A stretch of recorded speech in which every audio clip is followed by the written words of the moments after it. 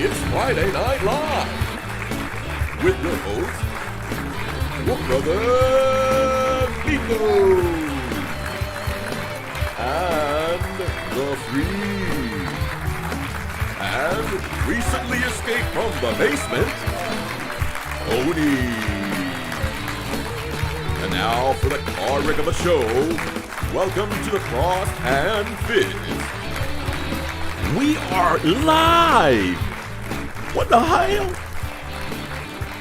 What is up, beautiful people? It's Wolf Brother Methos. And I am Freak. And it is I, the great Odini. Okay, we need to, alright, mute. Where's the, no, you know what? We're just gonna play along. There we go. There you go. It's all right. I'll just magically make my sound come back. Hey, I've gotten better at escaping basements. Hey, what's being muted? That's fair. That's fair. Look at all these beautiful people in the chat. Yeah, we got some active and beautiful people tonight. We got a Dark like the Dreamer. He wants to know what is Warhammer. I do too. I don't know what that is. Like, what is Warhammer? What is Warhammer? What is everyone? Let's just ponder. That's what I've been saying. It's a hammer that you hammer in your tent into the ground when you go camping. Yelling war is optional. I was gonna say, don't ever speak again, but that was funny. We're finding out together. Or maybe you could take that question deeper. We're cleaning up some of our stuff. We were cleaning up some of the stuff in our room, and she handed me one of our plastic tubs that we keep our Warhammer stuff in sometimes, and says, here's a box of your models. And I said, no, these aren't my models, love. These are Raz's. She goes, are they? And I said, he might be back. She goes, really? I mean, he might come back. He might play a game. It's like talking about the dog that ran away. She's like, Buffy will come back. Won't he, Mama? She's like, if you think so. I'm like, yeah, I do think so. Razzy's gonna come back one day. Even though he said that. Even though he said he's fallen out of love with PvP games and there's only the occasional Yu-Gi-Oh game nowadays. Buffy will come back. He might come back one day. Buffy, right? He'll come back? Sure, he'll come back. Don't worry. Yeah, one day. Now go back to sleep. Okay. Yeah, I'll wake up one night in the middle of the night crying. Like, he's coming back, right? He's coming back. Oh. Then the next day comes back. It's when you accept it. It's like, yeah, he's not coming back. He's standing outside the front door. Looking outside. Staring off He's holding a staring model. off into the wind. They're not. You ever seen that? Pablo Escobar meme? No. Where he's sitting by himself in the kitchen table, all sad. Oh, He's yeah. on the swings, sitting Yeah, all sad. yeah. That's Methos. Yeah. He's coming back. Yep. He's And then coming back. the only thing he sees is this in his front door. It's me holding the moo. The ox. We've got some kinkiness involving Warhammer here. No judgment. That's what our club's our hobby club is based around. Mini War Mutt is tired of my Randy Orton pose. He says, new pose, Methos, new pose. We'll think about it. Mm-mm. Oh, I forgot to ask the missus. Is the offer for us to still be in the game open Sunday? I don't know if the spots are full yet. Oni, blink if you need help. What? I mean, with Freak's roles, is it really considered playing Warhammer? This is true. So true. Actually, for this year, Freak's got like. I haven't been too bad. This freak's got the higher win rate on me. This year it's actually me who's getting the doghouse. Wait, gotta do it. One day I have the higher win rate against you. No, I was just saying between like this is the I think this is the first year that you and I have really had consistent games. But like looking back at previous years, I've kind of come out on top the previous years. But yeah, between me and Freak, good. Okay. Oh, but this year Freak's ahead. Between the two of us, obviously, looking at our thumbnail tonight, you at the top. Yeah. What's made it funny though is that I mean the Imperial Fists are kind of the lowest of the meta right now. It's like low. Oh, Raz went to a farm upstate to play Warhammer with Great Gam. No. Darklight said, "One day I'll paint a Warhammer model again just for you, bro. I might even move a unit or two. Yay! I told you he'd be back." Oh my god! 15 years later, here's that unit I promised you. Right? So I'm off on Sunday. Don't play with his emotions, okay, man? Don't do it. Oh, I am off Wednesday, Thursday, and Friday, so maybe we can get in a game Thursday night. Hell yeah! Thursday during the day, baby. Hang out, do some lunch, play some games. Oh yeah. Well, I'm gonna be going on vacation in December the whole week, Oh. so I'll be available for games. All right. Don't threaten me with a good time. Just get the Vaseline ready, you know. Ooh. All right. I'm only 60 feet away. I'm going to go check on something super important real quick. You guys talk to the beautiful people and get your pork chop started. Okay. Own him. What you got for a pork chop? What you been working on, bro? So I picked up two. Well, I've been working on a lot of stuff, and like, you ought to see the stuff that I've been working on. I got this stuff here. And I'm like, oh, I'm sorry. I was pretending to be Methos. Go on. That's right. He interrupted. Five words into my first sentence. Well, so I picked up my Leagues of Aton box. And I was trying to get a games schedule with Methos, and this mother trucker said, "If you want, my brother, you can play your baton." I was like, "You sure? Because I mean, you're pretty. You had some choice words." He's like, yeah. I got no problem. I was like, all right. So I've been assembling. You've been assembling, huh? I've been assembling. So he's got no problem with you playing him? Yeah. Nice. According to him. Yeah. Well, I mean, hell. GW did, give a couple of nerves, so everybody's okay with it. Yeah, he did say, as long as we're playing with the new points. That's fine. Yep. All right. So that's what you've been working on? Yep. Yeah, I'm not gonna paint them. I'm just gonna just put them together.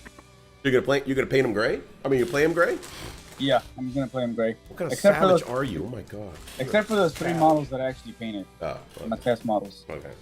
Is that the game against me? Yeah. Yes. Is get your pork chop started a weird euphemism? So we ask each other about our hobby projects. I started the phrase, "What you got for a pork chop?" It does involve a pork chop, you know. It's true. It's the only way the dog will actually play with me.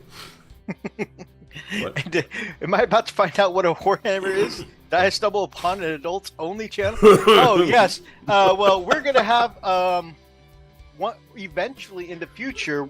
Frosted Fist is going to start a hobby club. Oh. And when people come Hold down, on, we're going I to gotta call change it the music to this. Hold on.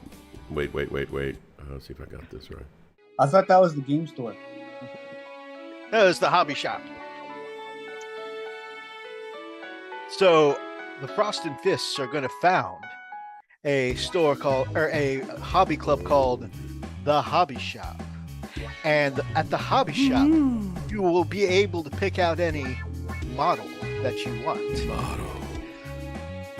And you will get to spend time with your model and enjoy whatever entertainment working on the model brings you. And then we have a special promo running. If you spend $200 at the hobby shop, you get a free dance. Dance. You get a free nacho dance from me. No. Oh. Raincoats. I have an army and I want to paint it gray. No painting anymore. Just want it to stay gray. Oh God. You know, the people that like are really super bothered about their opponent playing a gray army, you know, but the Warhammer's rules are they have to have a 3-color minimum to be legal, right?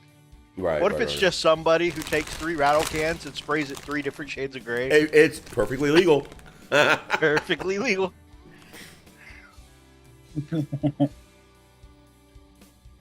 Drives so many people crazy. Back to my pork chop. Okay. So I get 1 free dance, but I can pay for additional dancing, right? Absolutely. Absolutely. And don't forget to tip your waitress. We take cards, but you have to swipe it. I don't know about the whole swiping. Last time they went too deep, and left the mark. It was almost like a paper cut, wasn't it? Oh man. Yeah. You know, I wasn't walking right for a week. I always say that just the tip is everyone's favorite game, but credit card can be another favorite game. You know, just whatever you're into. They tried to insert the chip, didn't they? He was like, "So do I just hold the card in place?" Or is it one of those you just... Isn't it supposed to lock it in? Enter quick. Is it one of those enter quick and then... It's like, no. No. It's a swipe. It's a swipe. This is a little weird. I'm going to stop now. Excuse me, sir. We haven't authorized it yet, so you can't remove it. Oh, man. Okay. Well, we are so far off the rails already. You got to enter your PIN number now.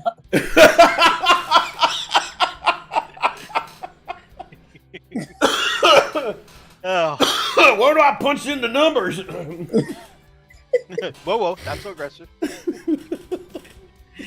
A goodbye paycheck, hello, hobby shop lap dance. Oh, man. God.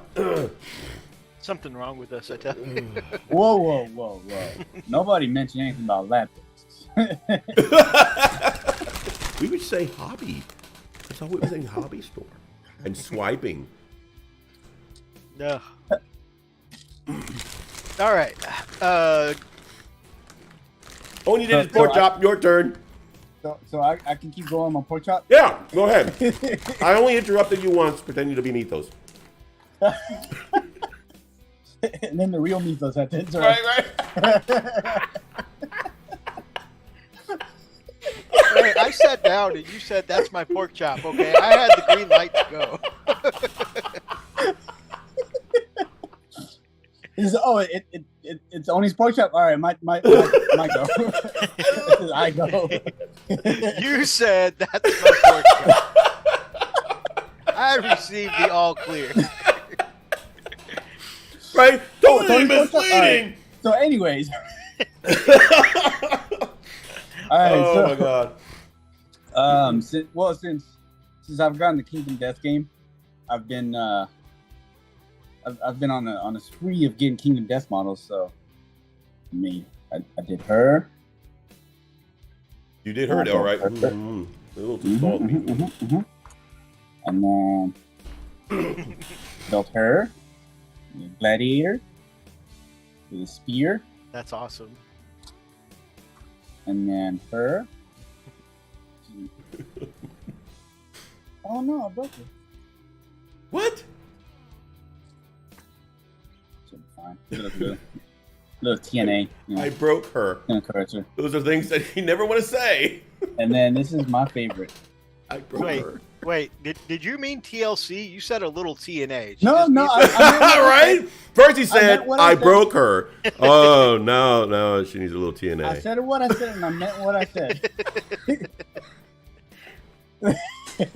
Oh, no, I broke her. Somebody's going to get this audio file, and they're going to you're going to use it. Oh, no, I broke her. Now she needs a little TNA. I mean, if people are doing audio clips of the crazy things we said on the show, dude, y'all can really run with that. just the last 5 minutes alone. that wouldn't even make the top 10. No. Just the last 5 minutes alone. Yes, I did that. I primed 2 of the survivors, the starting survivors that we have. Nice.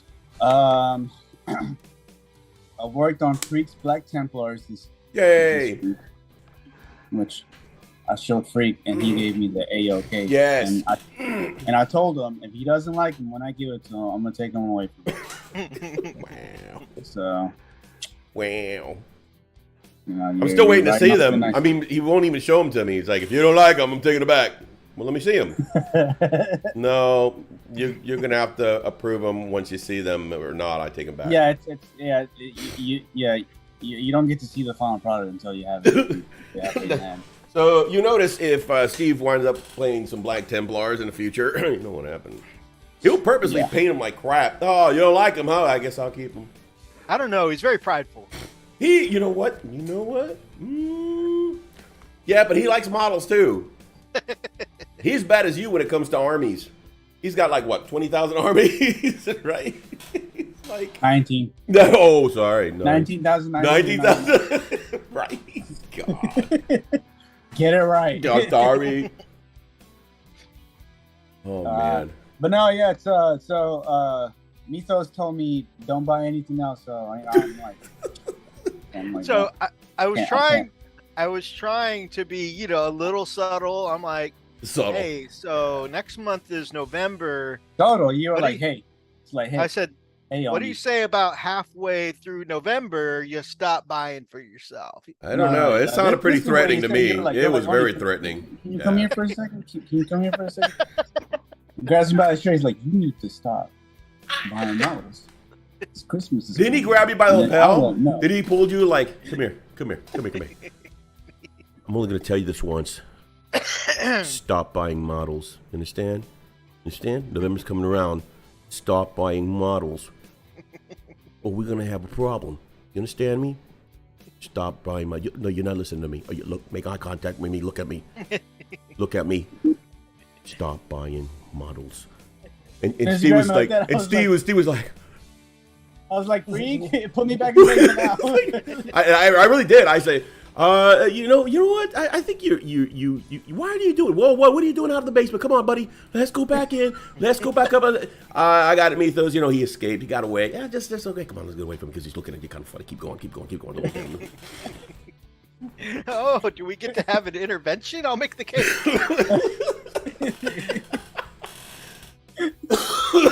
He also said, keep us from talking over each other. We need to get a plastic pork chop that we hold when it's our turn to talk.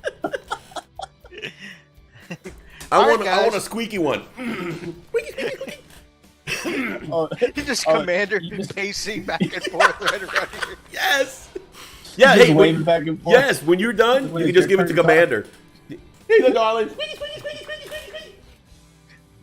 I'm gonna bring if I do that, I'm gonna bring Marley in here and I'll let her give her mine.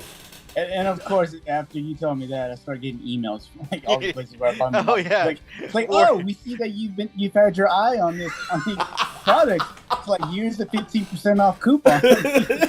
Here's a coupon. Here's your Warhammer Plus voucher. Yeah. Oh God. Yeah, they mean to market to send me a 15% off coupon. Oh damn, we lost a viewer. They're like when you buy any Games Workshop models, you get 5 times the points. Use this code. Oh, I'm like, God. son of a bitch. Yeah, we were like 10 viewers. Now we're down to 9. It's like, okay, sorry. He's like, I don't want to listen to this shit. They're like, I feel targeted. Darklight says, but then Commander would be offended when you took it back. And then also, like, after our pork chop section, we'd have to, let's go through the rest of the stream with the, all right, guys, we're going to move on to the next squeaky, squeaky, squeaky. The next GWR, squeaky, squeaky, squeaky. Oh, God. Did you play any... No, go ahead. That's my work. That's my pork chop. Did you play anything this week? Actually, yeah, I did. I played Baldur's Gate 3 yesterday. Yeah. Baldur's Gate, dude, I have not played that forever. Yeah. So Baldur's Gate 3 is still in the what's it called? What's Steam's thing called? The what? Steam's thing called when they're like in beta or something. Oh, early access. Yes, yeah. There we go. Yeah, it's still in early access. Really? Okay. Technically, it's still in its alpha phase. Okay. So, because I talked to Atlas, I think it was Wednesday night. He was walking me through on creating my character for D&D, and so yesterday I was like, man, you know what? Let me play some Baldur's Gate 3 here. And so, you know how on Steam it tells you the last time you played? Yeah. Baldur's Gate 3, last time you played, March 21st, 2021. Oh, wow. Damn. And so, of course, when they release like big new updates for it, the previous version's save file becomes obsolete. Like you can't play it anymore. You have to start a brand new game. So I was like 10 versions behind. And I was, Jeez. I never played Baldur's Gate. Was it Baldur's Gate 1 or 2 that I remember playing years ago, man? And I really, really liked it, man. It was so good. God, it's been so long. Yeah, so Good game. I was looking through the classes that they had, and I was trying to see if they had a monk, because that's what I'm gonna be playing for D&D. Mm-hmm. Just so I get a feel for it, but they didn't have that class yet. They had just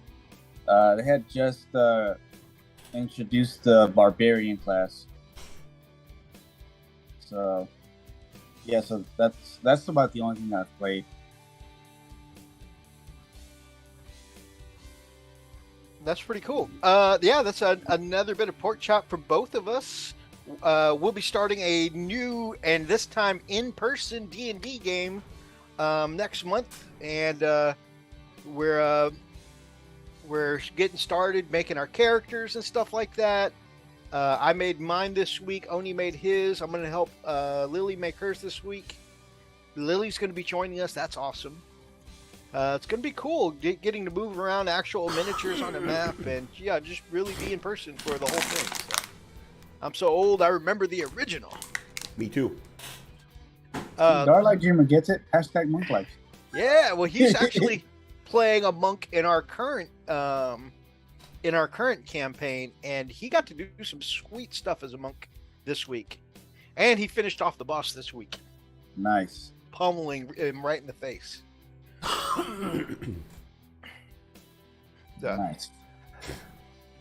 Oh, and it turns out the main boss of yesterday's fight was also a Kensai monk, so it was like an intense monk-on-monk action, like a kung fu flick. Wow. Everybody was kung fu fighting. I think it sounds like time for some terrain. Oh yeah. You know, I'd jump in and make some terrain, but Atlas is DMing, and I don't know if it's right now. Atlas is thinking the first Saturday of every month, so I'll ask my boss if she can work around. I thought it was the second Saturday. That was the second Saturday. We shall see, but oh man, I'm really hoping so. Yeah, monk cleric.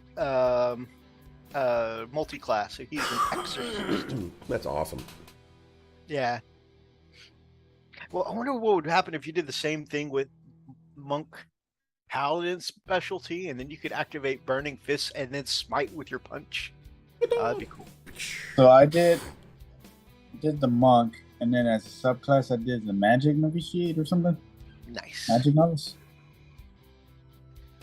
I rolled up my character on D&D Beyond this week, and I wrote a freaking short story. I can't make short backgrounds for some reason. I always write He too much. posted that on Discord. Yeah, I posted that on Discord. I think I'm going to post it up on the Frost and Fist page on Facebook if anybody is interested in checking out my D&D character slash, my D&D Beyond character, but also the my background. If anyone's interested. Yeah, so I named my character after my cat, Edge. It's awesome. Edge Maverick, because he's the most destructive being I know. So you're going as destructive because you fall on things and break everything, and you're just clumsy, or I don't understand you. Everything I love that I touch crumbles away. That's his background. Wow, that's dark. Oh my gosh, dude! Like everything I touch just crumbles. Everything that's near and dear to my heart. Hey, just that's part of his background story, goes man. away. He's a tragic dude, you know. Tragic dude, you know. You could make some of the basics like trees, fields, or roads. That's a good point. I think he's using maps. I'll check with him. I think he's using maps, but I could definitely do stuff to go on the maps, like you said, the trees and bushes, stuff like that. Edge, you got to go as ninja as possible, bro. his stealth is pretty high too. So that way you can use a wooden spoon as a throwing weapon later for 999 damage. Yeah, he asked me to if I would be able to. It's just the thing is, it's just kind of a. It's a big commitment for you. Well, it kind of is mainly because I try to get in at least one game a month, Warhammer or whatever. So I like to get together with you guys and take it away another weekend to do that to play D&D. It's kind of like it's just gonna jack up my chances. So that means I have to forfeit a Warhammer night, or which I don't know. If I can make it happen, I'd still like to try. So it's just I have been missing D&Ding with you. I know I harp on you a lot about that, and I apologize, but you are really fun to D&D with. Yeah, I enjoy it. I love it. I enjoy it because we really get into it. We're like really into it. And I don't know why, but we seem to psych each other up every time we're in it. And so I don't know. I'll try to see if I can work something up, and if I get the green light from the missus, I might do that. Yang's wooden spoon channels all of his wife's bloodthirst.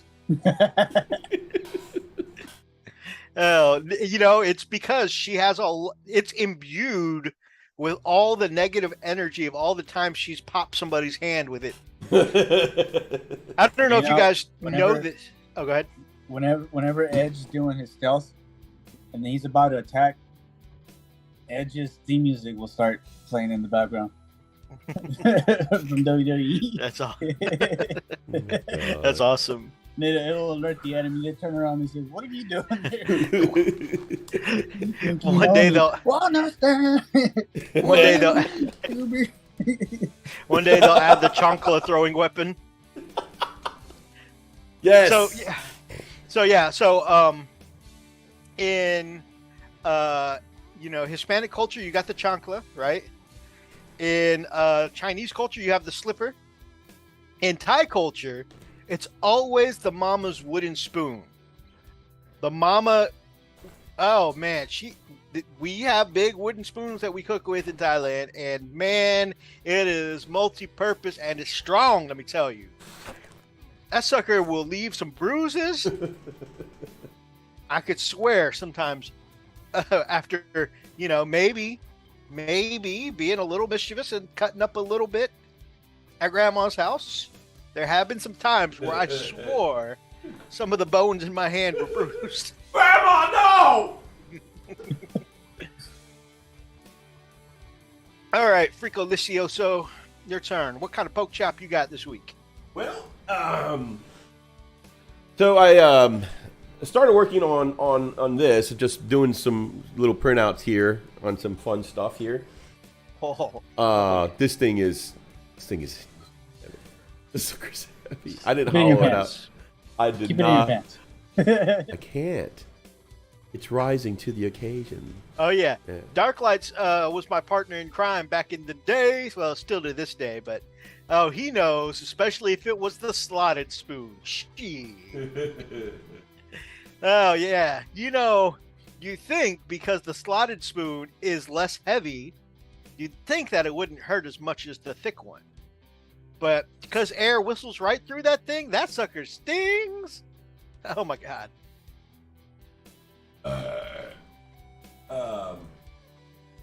Anyway, so I had that. I did a little more painting. Do you want to tell them what that is? Who are we talking to?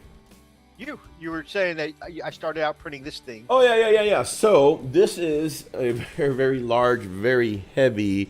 This is just the just the hull. This is just the head. So yeah, I just printed this. This is going to Methos. He's still got to tell me what, legs, arms, and all that crap that you want. But this sucker's gonna be beefy. It's gonna be the big boy. It is a 3D printed Mecha Dread. October. Yeah.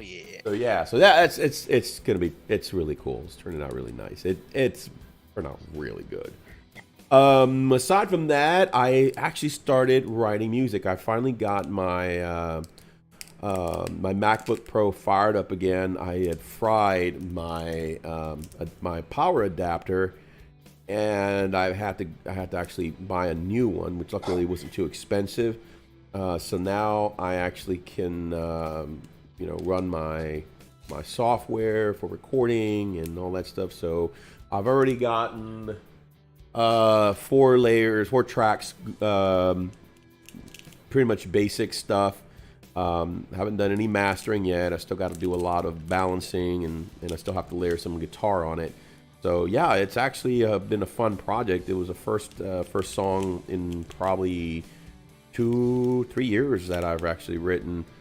So it's gonna be kind of nice. So it's been a lot of fun. I'm gonna continue to write, and hopefully I can get them onto SoundCloud and get them published there. Speaking of music, this month is my last student loan payment, so next month I'll have some extra cash. Sweet, you're gonna get your bass? My bass again. Nice. Might be getting my bass again. You're gonna get your Ibanez? Is that what you're gonna do? Yeah. Right on, dude. But yeah, that's actually no, it's gonna be at Jackson. Oh, Jack. Okay, right on. So that's what I've been doing, man. Been doing some music stuff. Been working on that. Just trying to get back at it. Like I said, I've been kind of out of pocket from the music scene. I mean, I'm still playing music consistently every week. It's just I haven't really done any kind of recording for myself. I haven't been writing anything. I've been kind of in a major music slump.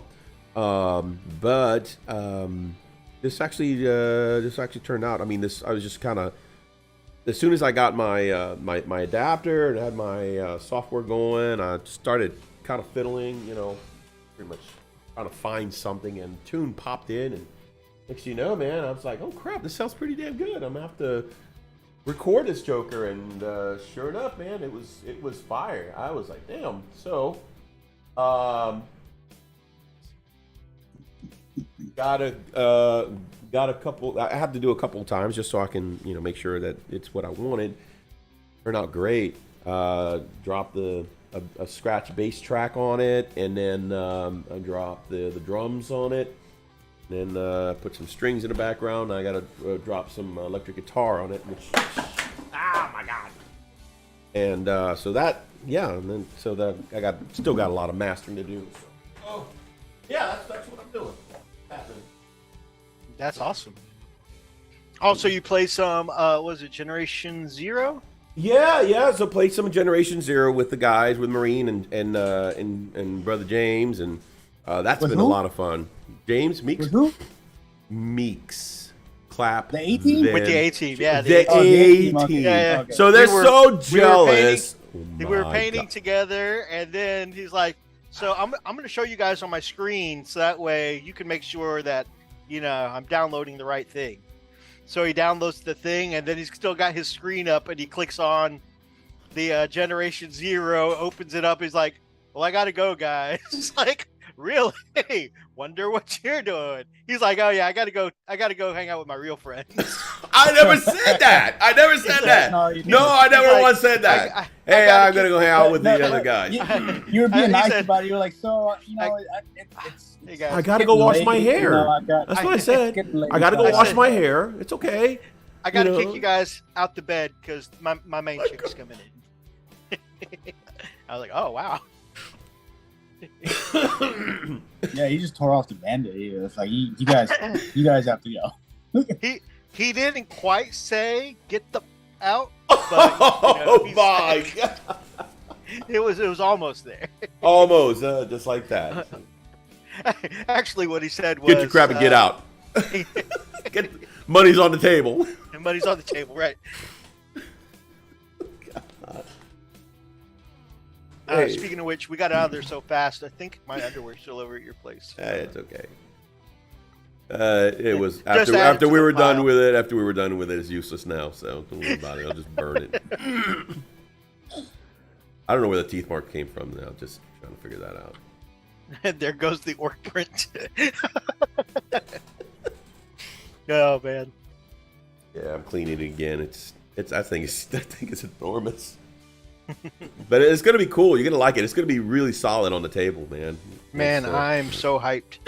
I was looking at the stats there, and it looks more impressive. I don't understand why everybody runs the Def Dread. The Mecha Dread just... Well, I guess the Mecha Dread is Forge World, so that's why nobody runs it. But yeah.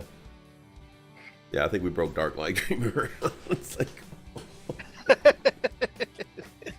Sorry, dude. That's... Oh, Sorry. Ooh. I got the okay, man. We're not doing anything on Sunday, so, if you want to come over, we can do some hanging.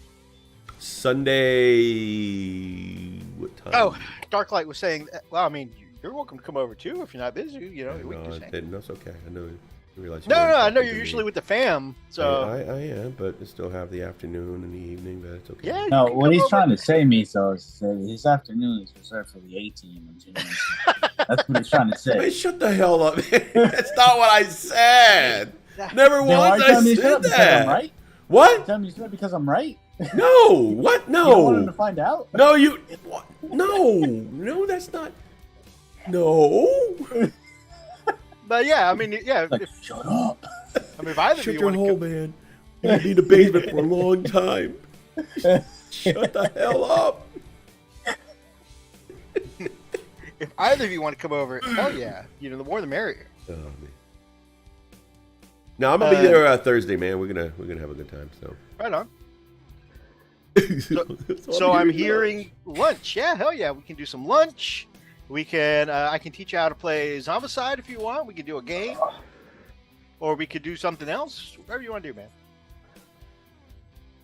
Oh, speaking of Zombicide, I am looking to probably go pick that up, and because I invited my oldest daughter and her husband to come by. Matter of fact, Robert and them. So we're gonna see if they'll be interested in playing that tomorrow night. So it'll be cool. Never played, so Oh. it'll be a lot of fun. Wow, Zombicide is so fun. Yeah, I heard it was a good game. It is Well, I think I definitely saw a it. good I think family I saw it on YouTube or something. It was a good. I like Massive Darkness better. Make it what? Massive Darkness? That's a darkness. Is that part of the Zombicide? Yeah, it's made by the same people. Oh, okay. Same game mechanic, but that's the one set in like fantasy. Oh, okay.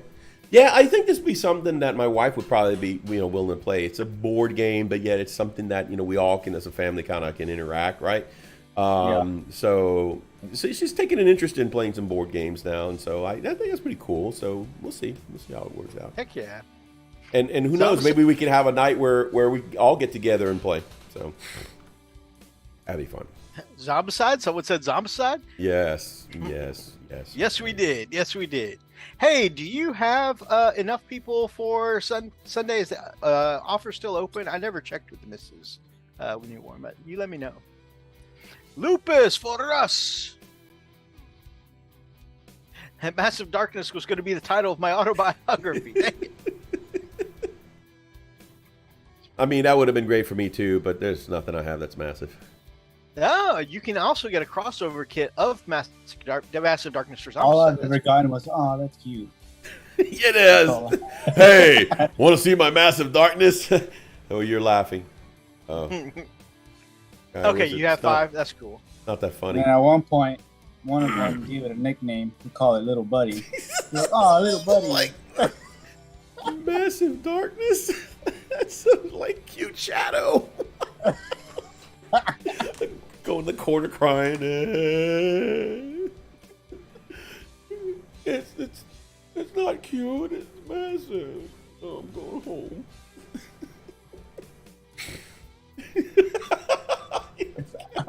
I don't like you anymore. I don't like you anymore. No, I don't think it's the confidence. Trust me, because it's when you get called cute shadow, it's not. Doesn't give you a confidence boost. You're like, I am massive. Oh, no, it doesn't work. Doesn't work, man. Doesn't work at all. In Massive Darkness. Oh, that's so cute. It's massive. And the show begins in downward trend. Oh, we started off. Oh yeah. You're just coming on the You're like in the middle of the downward trend. Yeah. Pretty much, yeah. This show has been nothing but gutter. right, yeah. I love it, Doug. Yes. Cute shadow is the perfect size. Thank you very much. So this week, for me, I finished. Oh, I took off my view screen. Okay. There we go. Okay, so finished off my second. I was did not. I finished off my second Chimera, and I dirtied up the decals and everything, so that way they look like they belong there. That's a little tip I wish I had started doing with all my decals on some of them, because on some of the ones I have, it looks like oh no, please feel free. We love the interaction. Be as much of a distraction as you want to be. Oh, you're not a distraction. Trust me. Yeah. You should have seen some of our previous members of the chat. Yeah, I'm surprised Zane's not on here yet, so he's usually pressing them buttons. But yeah, I think putting a little dirt on top of the decal helps sell it as part of the model. I really like it. Yeah, done a good job here. Some of the decals I have, it's like, I've got my model and it's all painted in, a specific style. And then you put the decal on, and because it's a white decal on top of a painted miniature, it just looks like it's glowing, like warm. So I think, a little dirty. Warm. That's the sound of glowing, apparently. Oh, yeah. Do you hear that? What is that? It sounds like glowing. What's it sound like? Warm. Holy crap. Yep, you're right. Yep, that's the sound of glowing. It is glowing. It's glowing hard.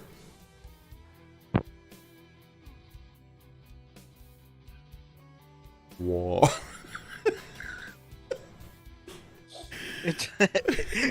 This conversation is below the gutter. It's bottomed out in the sewer. That's us. But that's where we actually started our dancing routine. Yeah. It's a call into the store. Nobody starts at Chippendales. You got to work. You got to work your way. I mean, hustle, baby. You got to hustle. You got to go through all. Is it official onomatopoeia? I love it. Oh man. Right now, you said onomatopoeia, for some reason, it's made me think of Big Daddy when they're doing the spelling. Okay, so for my poke chop, I started on. I'm about halfway done with this assassin here. Yeah. Actually, I think without my hand, you can see It looks great. Highlights. Yep. Yeah. So I did the energy blade. I did the highlights on this assassin. It's about half done for my brother Garrett. And then his other assassin is around here somewhere. Did Garrett start playing already? Again? He did not, but he and Ethan and another one of our friends came over to kind of get it reintroduced. I remember that. I was wondering how that went. And then he left me some of his models to help him out with. Here's another one of his assassins. I just did the highlights on the black, so I go in and start filling some color sometime this week. And he left me 2 characters he asked me to do. And so here is, I assembled this week Grandmaster Voldus during one of my financial meetings, actually. So got him together, and I still have, I just finished assembling Voldus today. So next one I'll be assembling Castellan Crow. And, you know, silver armor shouldn't be too hard to do with white, but there's a lot of detail to do on here. So, Nice. and then of course, you know, flaming purple swords. So that'll be a little bit of fun. Oh. Gotta be careful with that subject, you know. Why? Flaming Freak will heavily criticize you. Go ahead. Why would I criticize him? So you call that a heat effect? And then I'm going to start on some of my October projects. The one Freak is printing for me is going to be the what's it called, the centerpiece of my October. It's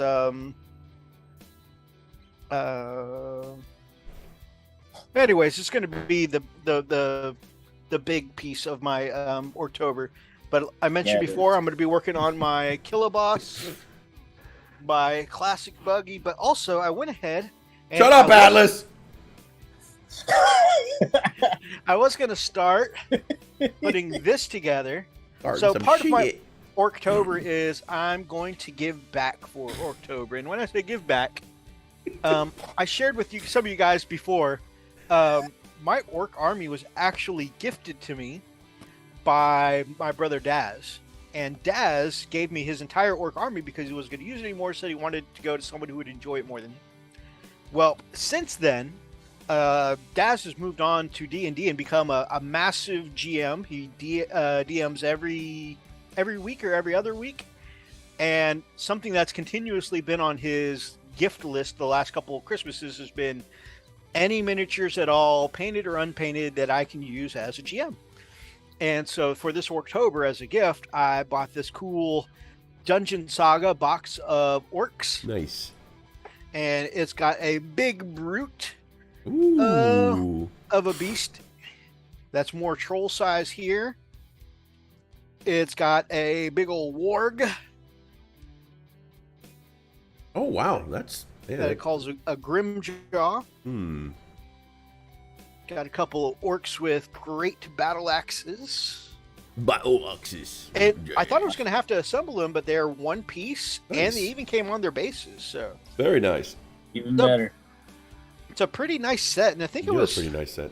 1, 2, 3, Got him, 5, 6, 7, 8, 9. Got him. 9 minis for $19.99. That's not bad. Yeah. And like I said, there's no assembly. They're nice sculpts. They got some good detail to them. So, Got anyways, some nice detail to you. he doesn't know that they're coming, but I'm going to paint them up and take them to him and be like, here you go, man. GM some good games. Because, Does he like I watch said, the channel? huh? Does he watch the channel? Sometimes. Well, then you kind of spoiled the gift. I mean, usually I know if the guys are in the chat because either, you know, one of my brothers will usually say something when they pop in the chat. Usually when Daz pops in, he says, "Oi there." Yeah. Or, if, you know, sometimes we'll see a comment from Roxas or Ethan or Garrett. Yeah. Oh, hey Atlas, since you've been watching, I don't know if you were in when I was actually mentioning it. I'm still gonna try to see if I can schmooze the wife and let me play once a month. It's gonna be a tough sell, but I'm gonna try anyway. See if I can get out there and play D&D with you guys. So we'll see. Right now, it's up in the air. I'm not sure if it's going to be the first Saturday or the second Saturday of the month. So just let me know which one it is, and I'll try to sell it. Yeah, we were talking. Part of our pork chop this week was how we're going to be playing an awesome game once again, stewarded by you as our GM. And you're a hell of a GM, man. You're an amazing GM. Yeah. We are. While you're here, I wanted to ask. We are going to be doing a physical game, right? Miniatures, maps, stuff like that, terrain. Because Atlas is part of the A team. Now he's tabletop. He's on the B team with us. Wow. We call Atlas on our team. I told Freak I wanted to get the A team clip and use the Reface app. Put his face into the A team as Mr. T. Yeah, it was since he said that. You know, it was we were trying to wrap up our paint hangout. I started playing the A team theme song. That was our cue music. Right. That was the wrap it up music. All right. Y'all get your clothes, put us on the table. All right, roll music. Right. It's time, guys. Come on. Go, it's time. It's time for the A-Team. Slaps us on the ass on the way out. Good game. Good game. Call you next Great week. job. Call you next week. Pick up your phone when I call you. It's going to happen. Then after that, you know what to do. Just You just hear it. And Methos just jumps up. He's like, ooh. That's the only reason I come back. Kind of Chinese or Korean style. Darklight had a yolky fresh egg of one of your farm fresh eggs on top of a New York strip with some rice. It was fire. Oh, I'm going to be bringing some more to you guys because, man, dude, because I've been laying like.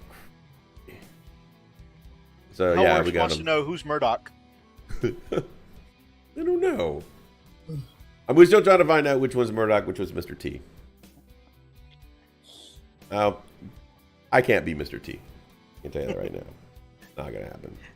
You know, just from his voice, and I could see Meeks filling the Mr. T role. Yeah. Yeah, he can definitely be the Mr. T.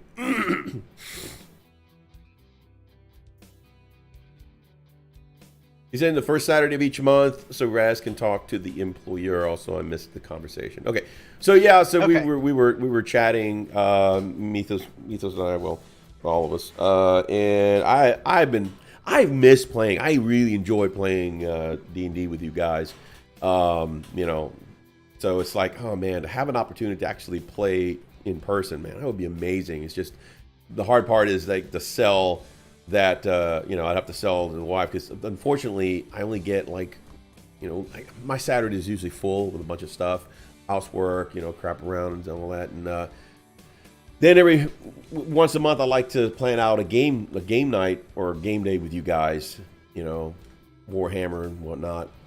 And then thing is, if I try to push for another game night, it's going to kind of it may nuke my Warhammer night. So I don't know. So we'll have to see how that's going to work. I'm going to try to see if I can make it work.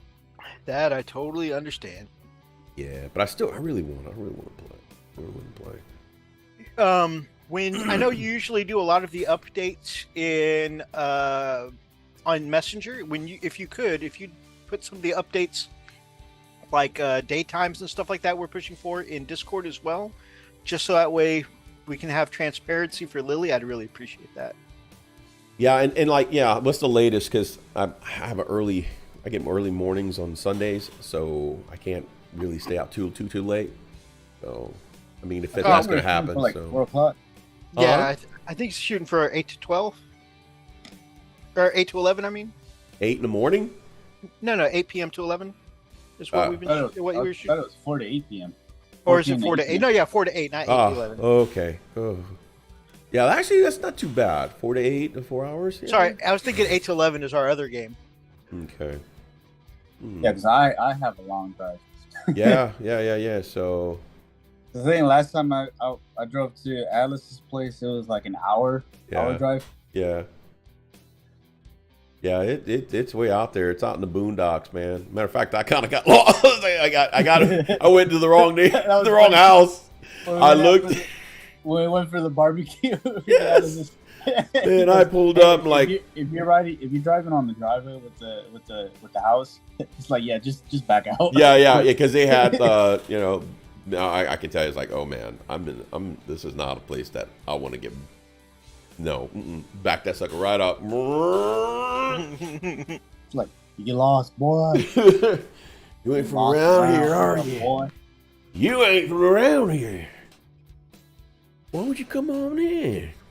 We got some stuff we want to show you. Love to have you for dinner. No, Like- I'm not hungry. That have me for dinner or have me for dinner? Like, can I just need a little. You know what's crazy? Atlas didn't correct it. He didn't even correct it. I said, dude, your neighbors are kind of,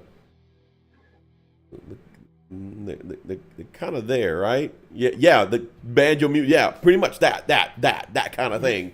Well, and I say, dude, they've got signs all over, no trespassing, and all these. I'm like, I don't want to give them the wrong idea. But just be careful which ones you talk about, because like some of his neighbors are family, and then some of them are, No, I get it. I know it. I know. It was the other one that I actually went into the wrong. Yeah, I drove into the wrong driveway, and it was a gravel drive, and I was like, "Oh, I'm in the wrong one. Are you guys at this one?" And he's like, "No, dude, no, back out of there. You need to come to the next one." Like, oh crap. That joke kind of hits home, freak. A lot of crap's been happening in the last 2 months. Oh yeah. Yeah. Oh yeah. So, If only you knew, brother. If only you knew. so here it is already in its Yes. its glory. It's got some crazy detail. That detail looks so good. Yeah, it did it, man. It freaking did it. Also, other pork chop thing, you started working on your PLA this week. So that way, I think you said you want to get some terrain going. Yeah, I started doing a. I have to fix it. I don't know what's going on. I'm wondering if it might be the print itself. So I'm gonna do I'm gonna try to do a demo print. Like, how it comes with the demo STL file. Yeah. So I'm gonna try that first and see if it prints that okay. Then I know it's an issue with the actual STL file or the setting. Yeah. So that's the only thing I'm thinking of. As a matter of fact, I can probably do that now. Just get that thing just moving on. So, I'm coming over tomorrow. I can take a look at it too. Right on. but yeah, that's my hobby as far as tabletop goes this week. Like I said, slow week for me because there's just a couple of days where I just had a pounding headache and I couldn't be bothered. I got a little bit further on Valerian, and it's the cape so far, but I don't know how happy I am with the cape. I'm staring at it. I'm just like, I don't know. Don't overthink it. Just slap some paint on there. Yeah, I'm trying to debate if I want to Don't keep. overthink it. Just slap some paint on there. Like, do slap Don't or leave it. overthink it. Slap some paint on there. Okay, fair. God. Slap a paint on it like I slap your ass before you leave out there. Did he drop it to get the supports off? I don't know. How did he get the supports off? What? He says, did he drop it to get the supports off? What? Say that. What? Who dropped who?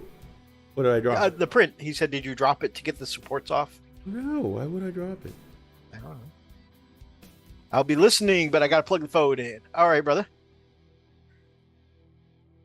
So yeah, that's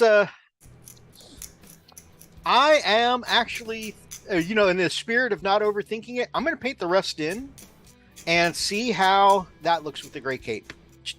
Because sometimes a color scheme doesn't look right until you've got everything else painted, right? True, so true, so true. So I'm just going to move on. Do it. And digitally, I finished Borderlands 3 this week. Oh, yeah. Awesome. That was awesome. If anyone's ever played Borderlands 3, I still say he dropped it earlier. Oh, that loud noise. That's right. There was a loud noise that he goes, oh, there goes the dread. No, it's probably my chair that pops. My chair's like crap. Oh, I did print this guy. I didn't even show you. He's missing his head. All my prints missing his head. The Emperor. The Emperor. Yeah. I want to get that print of that sexy female Emperor. Oh, yeah. Oh, man. Oh, yeah, you sent me the file for it. The file link. Yeah. I completely forgot about it. But yeah, so I probably a little bit of an unpopular opinion. So Freak and I were having a conversation about Borderlands, and he's like, we both kind of, and he may unfriend us for this, we both disagree a little bit with our good old brother, the Weather Pig, who said that Borderlands 2 is a masterpiece and 3 is such a disappointment in comparison. Both of us really loved 3. I really like 3. I really enjoyed 3. Yeah. Please don't unfriend us, Weather Pig. But Handsome Jack, so we were talking about the villains and how Handsome Jack does a great job of portraying a villain you love to hate. Like there's something very charismatic and attention drawing about Jack. And then Freak said about the Calypso twins. Yeah, I said, no, I can't stand them. I can't stand a single. I despise them, especially Tyrene. Yeah, he goes, there's something about them that makes you want to hate them with every fiber of my being. And Methos. Yeah, and Methos says. I was like, well, hear me out. And I'm like, stop. You know what you sound like, right? You're about to talk to me about your ex-girlfriend that used to beat you and run off with your money. Don't do this. And he goes, no. Hear me out. Yeah. I used that line when I was doing my auction earlier. So, she's kind of cray-cray. But Tyrene pretty sexy. Tyrene a little bit hot. Tyrene might be able to, I bet you were still saying that when she transformed into the monster, huh? Yes, he did. He's finished the game. Yeah. And he still thinks that. Beat me, hurt me, make me write bad checks. Dang it. Boss fight, Tyrene. I still hit that. I was like, what kinds of things do you think she could do with those tentacles? God. It's like, okay. Might get a little getting used to it at first, but I'm open down to with new it. experiences. I'm open. It's like, I'm down with it. Oh, gosh. Like, yep. It's a video game, Methos. Cool off, dude. Oh, there's such a thing as what do they say now? Simping for pixels. Oh my God. Oh. I was like, okay, you know what? I love the game. I do. 3 is amazing. But like I said, we were talking about the villains, right? And so Handsome Jack is the one that's like, oh man, I hope they don't kill him off because he is just funny. He's just the villain that you love to hate to love to hate to love, It's like every little thing about him is like, he is the bad guy, but he is the devil that you know, right? So, and then of course you had the twins. I was like, nah. Okay, but didn't you feel a little bit of like in a very extreme version? But they're streamers. Didn't you feel a little bit of like, obviously in an exaggerated way? Didn't you feel a little kinship to their streamer content creators? Yeah. Like, at first I did, but then I just started, like, wow, they did some really a-hole really moves. dark stuff. Yeah. I'm like, no, we done. We Oh, done. No, please. we don't share nothing here. Oh man, Jessica Rabbit was one of my first loves, man. You too late, bro. That was, I think that might have been my first time simping for pixels. And actually, he's like, Grandma, my pants are getting tight. actually, one time we went to one of the anime conventions, and my gorgeous and amazing wife Lily went to the convention dressed as Jessica Rabbit. Wow. And I got to walk around the whole convention with her on my arm. And do you know how many people stopped to ask for her picture? And then, like, so many people were like, "Oh my God, Jessica Rabbit was one of my first crushes." And they Mine too, bitch. Get away from my wife. No, it was super flattering for people to come up and ask for pictures of my wife in her costume. And then what was amazing was, like, there was a lot of girls too, and one actually ran up to her and said, "Oh my God, oh my God, oh my God, you are so beautiful. Jessica Rabbit's the reason why I became a lesbian. Can I have your picture?" It was awesome. Yeah. Mito's like, all right. Is this happening? Is this happening? This is happening right now. Honey, is this happening? Honey, you're Jessica Rabbit again next Is this year. happening? Is this really happening? You're gonna keep wearing that. Amazing.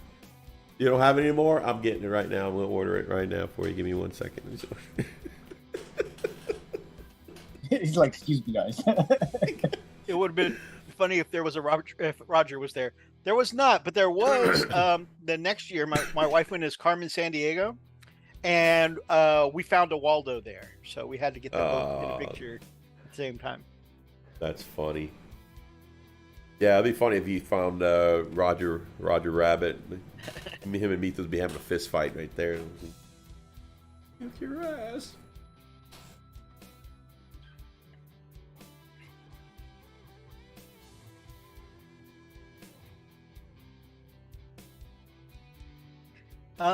That is, I think, my entire poke chat for this week. Yeah, that was a long ass pork chop, man. We were already 9:48. I was about to say that's really I had a short week as far as hobby goes. Yeah. That's really just because we derailed so many. Pretty times. much, yeah. Basically, we do. Well, I think of Yeah, all the we did articles what? for us, we derailed so much this time. But I think the best article for us to start with is the one on the thumbnail. We can talk about. Start hearing this. Thank goodness my wife is up north with the girls. Volume is safe. Volume is safe. But the I think we start with the article that we've got this thumbnail. Okay. For All right, the let's Metal see. Watch.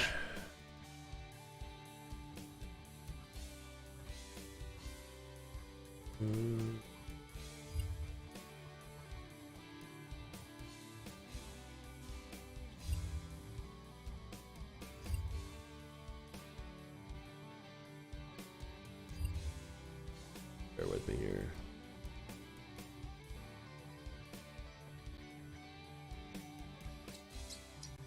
Meta Watch, here we go. Oh.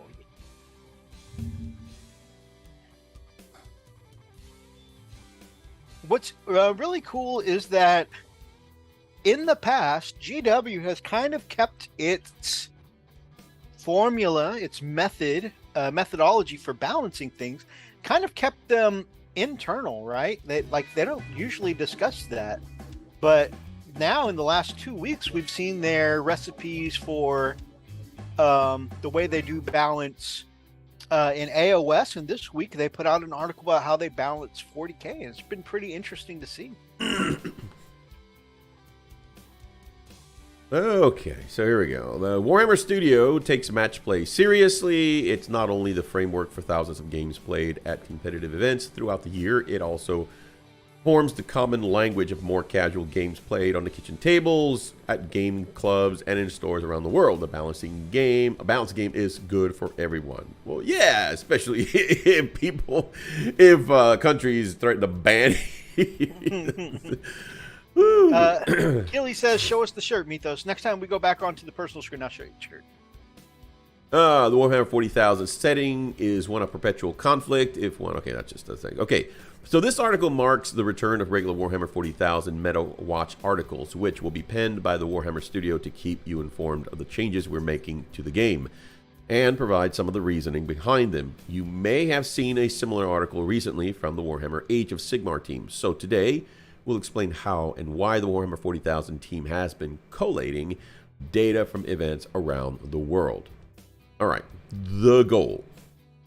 The Warhammer 40,000 setting is one of perpetual conflict. If one army was just better than the others, then the identity of the game would fall apart. People who play predominantly for the challenge, rather than to tell stories with their models on the table, would just choose the dominant faction without consideration or considering aesthetics and playstyle. As such, there shouldn't even be one best army. Each army should be the best at doing the things it's meant to be best at. So that's the idea, both from a narrative and competitive perspective. I totally agree with that. Game balance is really important. Anyone starting at a Warhammer 40,000 army, whether they're brand new to the hobby or branching out, should be able to do so safe in the knowledge that they have a fighting chance against any other faction in the game. Now, what's funny about this is that these are words that we actually said in our channel. I mean, we spoke these very same words. I'm telling you, they're watching us. That's true. Whether they've settled on an army because of how it looks or how it fights in the setting of the lore. Yep. The calculations. When assessing balance, we use an army's win rate as the key metric, which, just like it sounds, is how many of their games they win. If an army has played 100 games and won 50, they'd have a 50% win rate. That would be great. Optimal, in fact. In an ideal world, each army would have a win rate of exactly 50%, but ideal worlds don't exist in the grim darkness of the far future, where they are mostly on fire or being invaded by monsters. Therefore, we afford a margin of error of 5% either way in the data we collect and aim for each army to show a win rate between 45 and 55%. If it's higher, it suggests the faction's overperforming relative to its rivals. And if it's lower, it suggests they're struggling to keep up. Yeah, well, I got stuff to say about all that BS. I know. There are posters printed regularly and displayed in the Warhammer Studio to show each faction's performance, as well as the overall trends in the game. This is the metagame, the state of Warhammer 40,000 as a game beyond each individual match. Influencing the trends to keep all the armies as close to 50% as possible is how we, as rules writers, get to engage with the game, even when we're not rolling dice. And here is the data. Here's the latest data, gathered from the over 100,000 games played using the Warzone Nephilim mission pack since its release in June this year. So, Tyranids is at the very top win rate bracket. Tyranids at 59%, way above the 50% average that they're trying to hang on to. Harlequins at a close 58%, the Inari 55%. The Abdectus Sorotis at 54, Necrons 54%, as well as Chaos, and the Custodes at a strong 53%. There you go, Oni. Chaos Knights are at 51%, as the Imperial Knights, and the Drakari. The Assyriani are 51, and Chaos Space Marines at 50. So these are all pretty darn close, staying right at 50 or above. The Tau. Siriani, is that the new name for Craft Worlds? I think so, isn't it? I believe Siriani. No, Eldari. Okay. Who's Siriani? I've forgotten. Aren't they a sub-faction? I don't. as your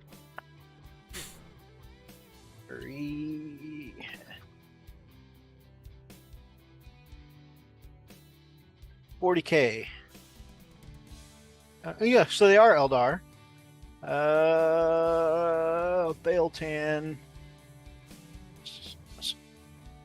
So what makes them different from the Eldar? Okay, they are the Craft World Eldar. Okay, I did get that. Yeah. So the Tau Empire's at 50%, Orcs at 49%.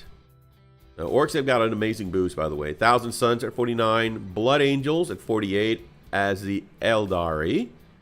Death Guard at 47, and G Steelers as well. Grey Knights are at 46%, and the Mighty Space Wolves at 45%, with the Astra Militarum right behind them, alongside Dark Angels.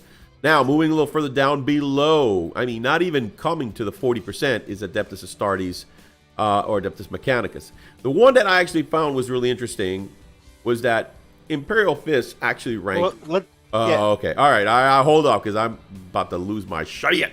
All right. Yeah, and feel free to lose your shit, but let's give it some meaning. Got it. All right. Okay. So you see, out of all the factions, Vanilla Space Marines are second lowest with 39%. Right. Now within that, we actually have, and this is data provided by my favorite news channel, Auspex Tactics.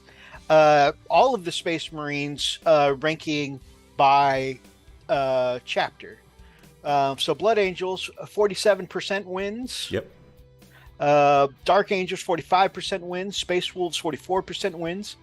Okay, getting into some vanilla here. Iron Hands, 44% wins. Salamanders, 43% wins. Your up-and-coming army, Black Templars, 42% wins. Yep. My White Scars, 42% wins. Death Watch actually doing better than some of the vanilla. 39% wins. Ultramarines and Raven Guard each have 37%, and Imperial Fists come in dead last with 24% wins. Yep. 24 freaking percent. You've been getting biased lately. Okay, and what are they saying up here? Better than zero. Better zero. Yeah, I guess it is better zero, huh? I should just, hey, just take my, you know what? Just be grateful, right? Now, be careful. Now there is a caveat here. The Imperial Fists, they did, Auspex Tactics did say has the lowest win rate out of Space Marines, but out of all Space Marines is kind of skewed data because they are the lowest played. In fact, they're the only ones that he did not assign a percent for, or I mean a number of players who played Imperial Fists, because I think it was like, it's very minimal. Yeah, there's not that many. Yeah, I think there was 4 people, and so it was like 1/4. One quarter of the 4 people won their match or whatever. Right. So Imperial Fist players are kind of like a dying breed, if not a very, Yeah, because most of the Imperial Fist players are in Horus Heresy. Yeah. They're moved to Horus Heresy. But I mean, it kind of gives you. I was talking to Methos, like, you know what? This is the kind of crap that I'm talking about. I don't understand how they can say that this is fair play when we struggle to play an army that's even comes close to being competitive. I mean, I don't understand the logic to this. So again, for them to say, hey, yeah, we try to keep everything as balanced as possible, that sounds like somebody's talking out of the side of their mouth, and But I mean, if you go back to the tier list, though, that's why they're showing us this data, because the ones in green up at the top that are more than 55% there, that means, I don't know if you're aware, but we have a balance change coming in, I think 2 weeks. Okay. And so the 2 at the top there that are in the green that are beyond 55%, those are the ones that they're going to look at nerfing, trying to get it back down to 50, 45. Right. But And the 2 at the bottom are the ones they're looking at trying to buff. Right. And that's all fine and dandy. Again, 39% for vanilla Space Marines. That in itself, it's still freaking low. But my freaking Imperial Fist, 24 freaking percent, dude. Not even 30%. Not even 30%. It's like, what the hell? But that data is kind of skewed, though, because almost no one is playing them. I get it. I freaking get it. But why is nobody playing them? Because they suck ass. That's why nobody wants to play an army that is just going to get pounded. It doesn't make any sense. So what do? Oni is absolutely right. They go straight to 30K. They go to Horus Heresy. Okay, but let's talk about that. What do you think makes you weak? Because the only difference between you and a salamander... Nothing but freaking bolters. That's all we have. We don't have a whole lot of anything special. We had at one point, we had the Imperial Fist Codex, if you will, right? Mm-hmm. That kind of allotted some little extra stuff. But compared to some of the stuff that everybody else was getting, it's like it was jack shit. It really wasn't a lot. The Space Wolves, man. The Space Wolves are looking really good this year, or this edition. Well, I mean, that's why I said compared to other vanilla. Yeah. Because obviously Space Wolves have their Space Wolves, Dark Angels, Blood Angels. They all have their own kind of separate units. Right. I mean, while it would be nice to slap an Imperial Fist on a Thunder Wolf, Oh yeah, that'd be great. And it's going to happen. I'm going to try to push one on there. So. The reason, I mean, I'd let you play it. No, the reason I ask is because it's like, okay, well, here's the problem. But if part of the problem is that not enough people are playing Fist, how do we improve that, right? Right. And that's why I say comparing it to other vanilla ones, because it's like, what can we take? Your chapter tactic allows 2 parts, right? It gives you buffs to bolters, which we've already said. Bolters are weak anyways, and it lets you ignore cover. Now that part is like the strong part of your chapter tactic, right? That is the only strong part of the chapter tactic. I mean, if you compare to their predecessor, look at the Templars. The Templars are again. Let's compare apples to apples, vanilla to vanilla. Okay. Okay. All right, so you can't take the stuff Black Templars take. Okay, so let's look at something else vanilla. Salamanders are the highest on the list, I think. So that's what I have a problem with, though, because they keep teetering from let's make them special, let's not make them special. Don't Salamanders have like their own like? They have their own codex. Specific, yes, they have their own stuff. So they're not vanilla. No, Salamanders are vanilla. But don't they have like their own special units and special weapons? No. I thought they did. I thought they did at least an 8th. No, they don't have any of their own units except for the like every vanilla faction can take their own special HQ choice, but that's it. I'll just shut up then. So the thing is, it's like, okay, so when they came out with the Codex, we were in the Imperial Fist Codex. Okay, I thought, okay, this is great. Now the Imperial Fists are going to get a little more, love, TLC, whatever, and it's going to help with, being relevant, because at this point, it's really it lacks that relevancy. You know what I'm saying? Again, compared to the rest, I mean, even here, Adeptus Astartes, yeah, I started at almost 40%. Yes, I get it. Nobody's really playing it. So that's a good question. What do they need to do to make that change? What needs to happen in order to make the Imperial Fist, relative, right? So, can I get back to my original point? Sure. I know you're very passionate. You get worked up. Well, I call bullshit on this thing because it sucks freaking ass. I've been playing this since 7th edition, this same army, thinking surely they're going to do something and they're going to make them a little more, relevant. And I haven't seen it. I'm sorry, but go on. I digress. Oh, really, you can. Promise. Okay. Okay, so back to the problem. Salamanders are way up here. Imperial Fists are down here, right? Y'all are out of the same book. Y'all can pick the same units. There's only one set of things separating you, and those are the chapters, chaptics / doctrine, and relics, warlord traits, all that stuff. Big Mac Dansko, good morning, my brother. Great to see you. Happy Orktober to you, sir. Wah! So, with that, okay, there's a couple ways we address this, right? So they changed the Salamanders chapter tactics because they took away their reroll to wound, but now they can't have rerolls to wound against them or whatever. You know, kind of a mini Votan rule. Okay. So other than the chapter tactic, you can take the same units as a Salamander, right? And you can change your strategies to be a less Imperial Fist. So I would say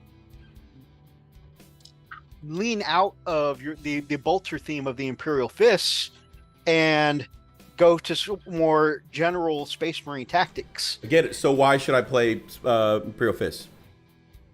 Like Imperial Fists? I mean, you're still taking the thing that makes one of the things that makes them special with ignoring cover, and you still get your you very frequently use your Imperial Fist super doctrine to do extra damage against vehicles in the destroyer doctrine. No, the Devastator doctrine. Mm-hmm. So those are two strengths you frequently use and rely on. But their thing, I know that for you, their thing is bolters, right? Do you think there is a way to fix bolters? There's always a way to fix anything. Honestly, it only takes bolters. Yeah, the bolters. Yeah, bolters. I mean, right now are the bolters. They're no minus. There's no AP on bolters. I mean, if you're lucky, you might get. I mean, if you take intercessors, there's that's it. Right. Well, they're -2 in tactical doctrine with your intercessors. In the tactical doctrine, yeah. But I mean, bolters. There's not a lot going on there. I mean, unless you take last cannons or That's what I'm saying. Yeah. So lately, you've been leaning away from the bolter thing, right? Like they're still great on your troop choices, right? They're still great on your centurions. But lately, you've been doing more with Eradicators, one of the strongest Space Marine units in the Codex. You've been doing more with. You're still doing well with Hellblasters. You know that one of your best firepower.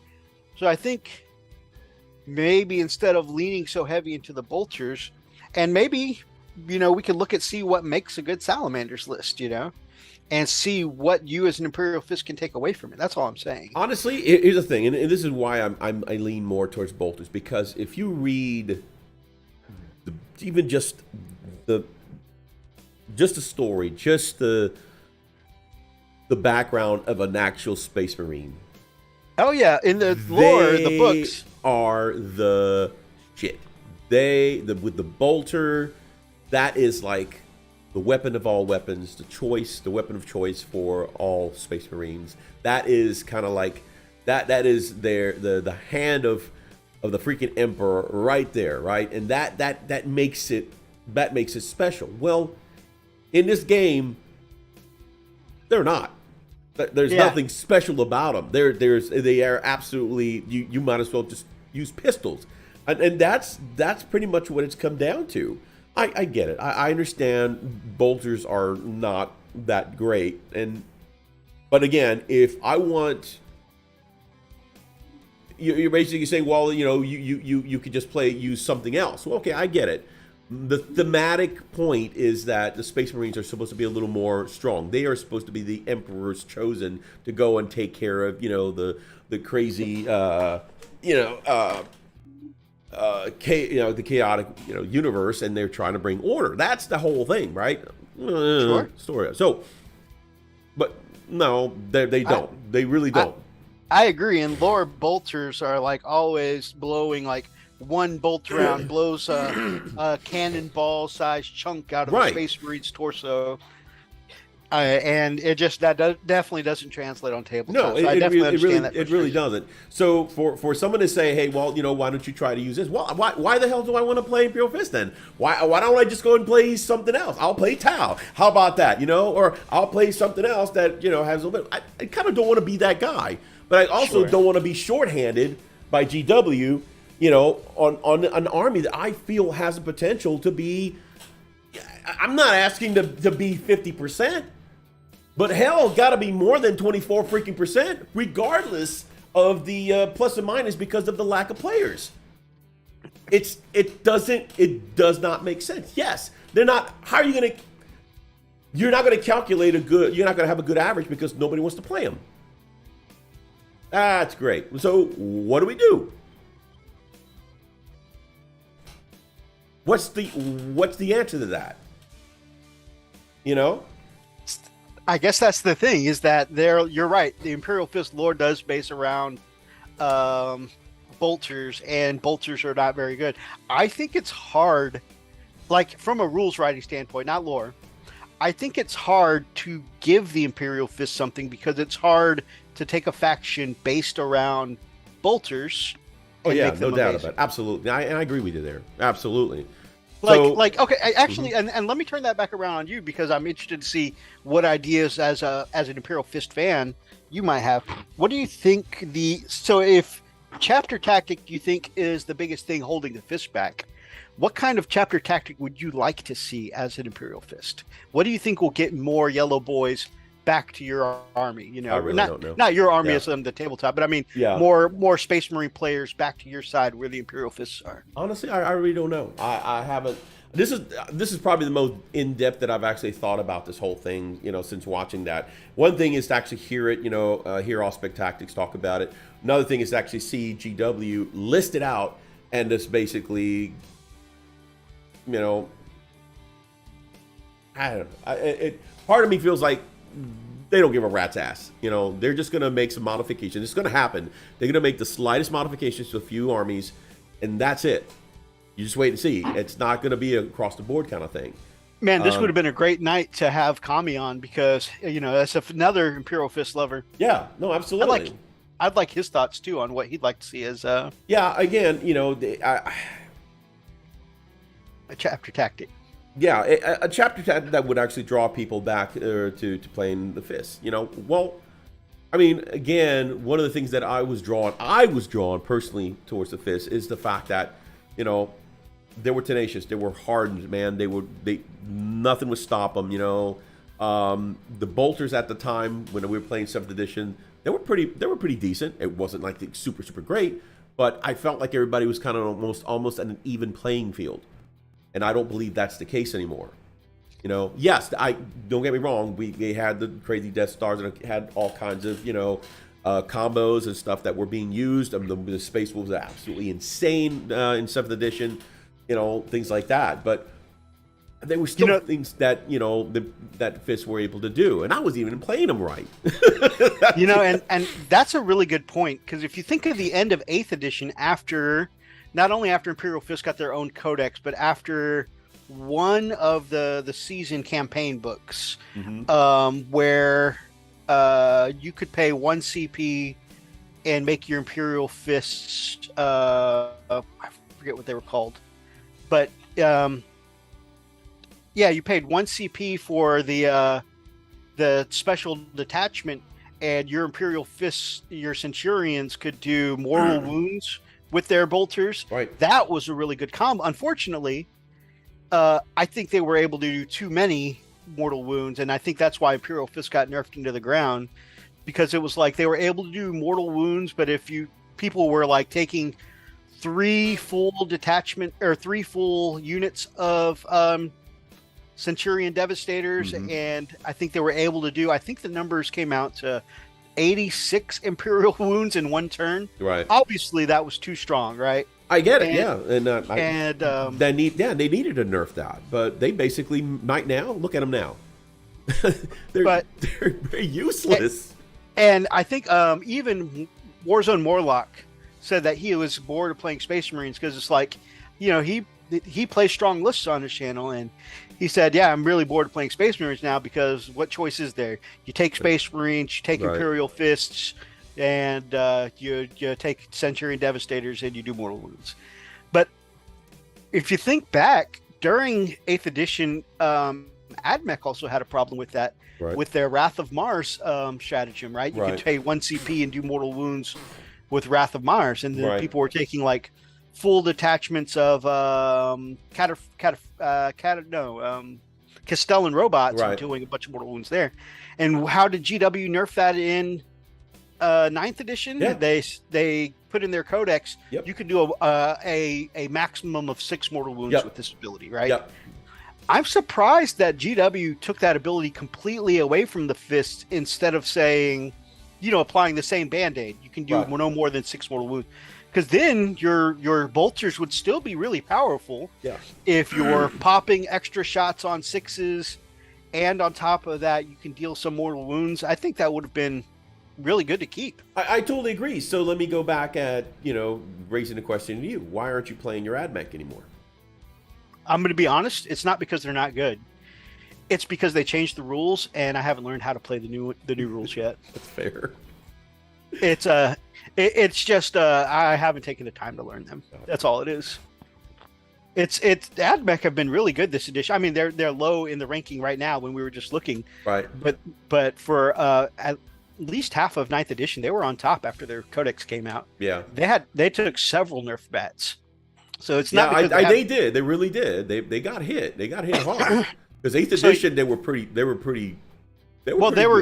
They were king for about half of 9th edition too. Like I said, their 9th edition codex came out, and they were top in tournaments. So, GW's been good to them this edition. It's just that I don't deal well with change in rules and stuff like that, and so my option, I was focusing on my White Scars and my AdMech at the time. Yeah. I'm not my White Scars and my Orcs at the time, and I was like, do I put my effort into trying to learn these Orcs, or do I put my effort into going back and relearning what I already learned with the AdMech? And I just the AdMech kind of got pushed to the back of the closet.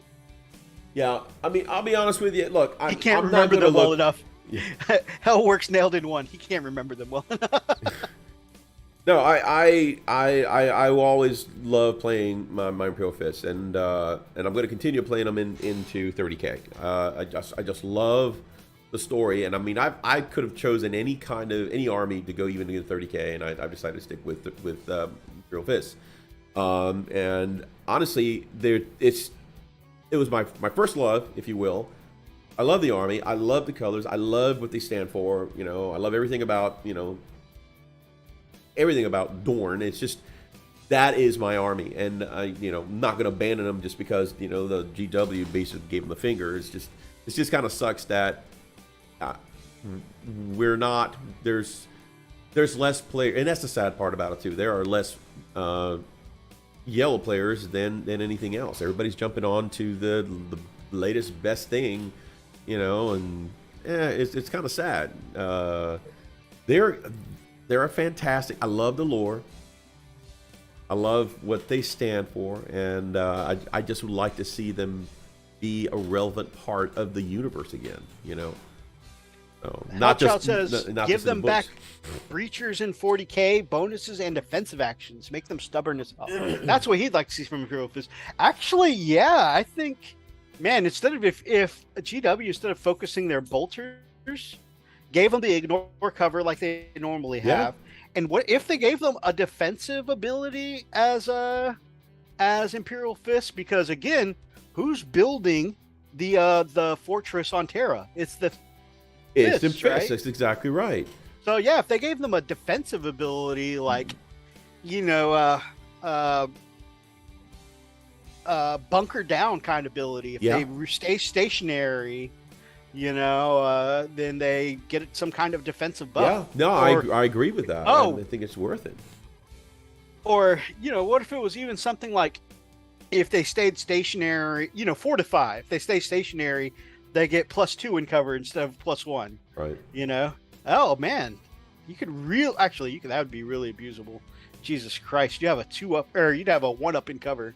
Yeah, but again, it doesn't have to be. Yeah, it doesn't have to be extreme. But my point is, there's things that they could do, especially since they can actually make them more thematic. Right now, they are just vanilla. They are not even. Ooh, like take a page from the Votan. If they stayed stationary, then what if they ignored the first wound in cover? Yeah. I mean, it's like some kind of fortification, Yeah. So I don't know. The point is, I'd like to see some change. That it is what it is. That's the cards that we've dealt with. So all I can do is roll with it and just grin and bear it. Not necessarily. We've talked on the channel before Actually, I don't know if I want to give you anything because you've been kicking my ass lately, and I don't know if I just want you to kick my ass even harder. But we've talked on the show before about how one of my biggest frustrations with GW is brand freaking the man Red Maw, right? And you're like, make a brand Red Maw. Ah, I'm telling you to do that. Has been a year. I just haven't had the money to. Well, no, rephrase that. I've had the money to make brand Red Maw, but instead of getting, what's the name of that model you two painted for your challenge? Radicar. Yeah. Right. Instead of buying a Radicar, I picked up an Imperial Guard army and a Blood Angels army. Do we need to print something for you? I mean, we can do that. I mean, there's a lot of really good prints, especially Paul Scott stuff. So far, I haven't seen as good of a replacement for brand besides Radicar, except for maybe some of. I haven't seen any printables I want to use as brand yet, except maybe that's something I can think about. I'll think about it. Okay. But so far, I don't have anything yet because it's like I want something that'll fit, not just let's take a look, see what werewolves we can find on this mini factory here. Yeah, look at what I'm. I mean,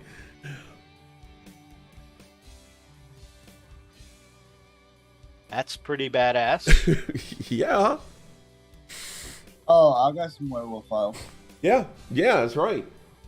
So all you need is just the human model, and then that's it. And then we can get you a wolfed out model for it. Yeah. Slide in my DMs, son. That's actually pretty badass. And I have the 30K model that I want to use as brand. Nice. Yeah, and remember we wanted to kind of come up with some custom rules for them, and we wanted to get them out there, dude. I think that'd be awesome.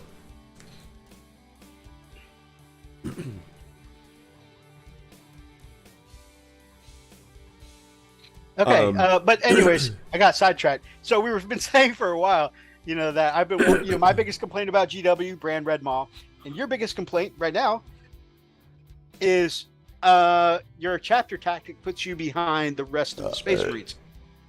So what do we do the same thing? What if we start experimenting with different chapter tactics you'd like to see for your fists, and see if we can, make you some better fists? One thing we can consider. You sound so weird. Make you a better fist. One thing we can consider is the build your own chapter. They have a list of chapter tactics you can combine there for making your own Space Marine chapter or whatever, and we can just see if one fits your Imperial fists better. Right, I see what you're saying. But if you do that, you can't use any characters. Well, I mean, we're homebrewing characters. I mean, it's just us. I figure we can homebrew him in the characters or whatever. Well, then, can we homebrew the Custodies negating 1 damage? No. Their own armor. your two up is a built-in armor. Yeah. Shut the hell up. No. Yeah. I'd like to take this to a vote. I mean, this is something we can talk offline. All right. I like to. Yeah. He wants to take it to a vote, freak. No. I vote nay. What do you vote? No, hell no. Not your mind. That's 2 out of 3. My vote counts 3. Dang it.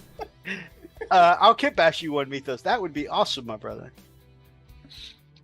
All right, so to go with this article, I just want to bring up, and of course, I'm not going to, I didn't get any info to take to you guys or bring to you guys for it, but I do want to bring up something that I saw, I think this morning that Auspex put out that I think kind of comes with the same topic, because obviously Freak has been a little bit passionate here in talking about this whole fist thing, and with that, yeah, that's all they are. It's just a fist thing. They're not even fists. It's just a damn fist thing. Not even the Imperial fist. We're just a fist thing. I'm gonna link in the chat here. Auspex put out a video, says why so much hate for GW, and he did a vote about, hey, who likes GW and, who's pissed off at GW, who hates GW.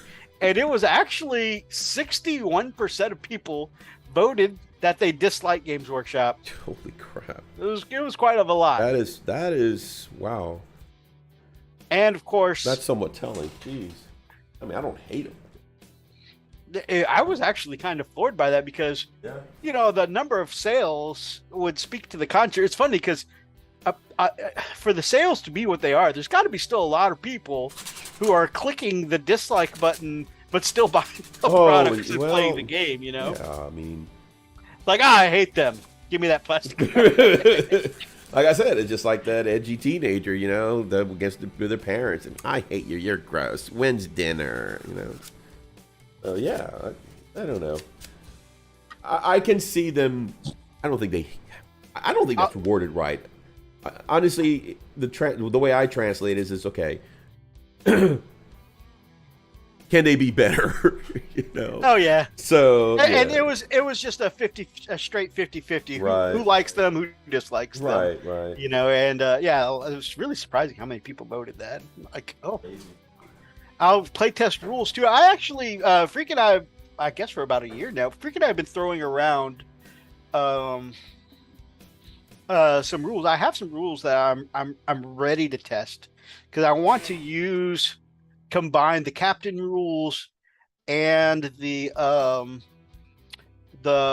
what's it called? The Wolfen Dreadnought rules, because both are in the Codex, which makes them relatively legal, right? And put in Brand's Red Maw about rolling to wolf out each turn. And then what I think will make it fair is if I pay the points for the captain and the points for the Dreadnought and just have it transform into the Dreadnought, I think that'll be a really good well, you got to get a wolf. I don't want to hear you about Dreadnought. You're gonna get it. No, it's the stats.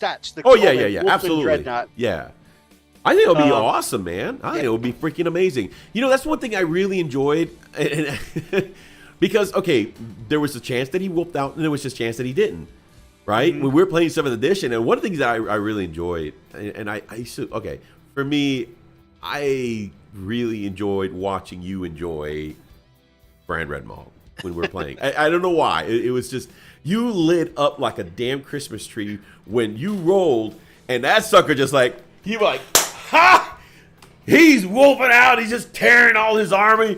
Armor is just going off, and he's about to tear your ass. I'm like, this is pretty cool, And I used to really love, because when he wolfed out, Brand Red Maw was just a beast.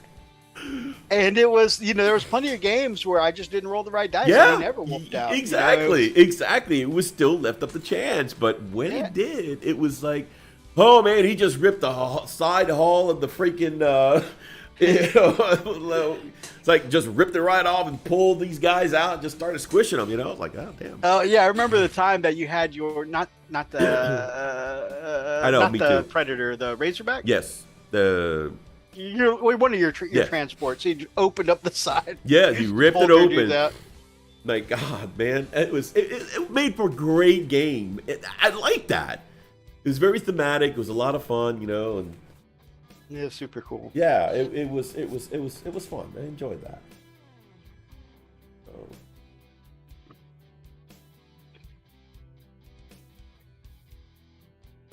Dude, if you threw this at somebody, you'll kill him.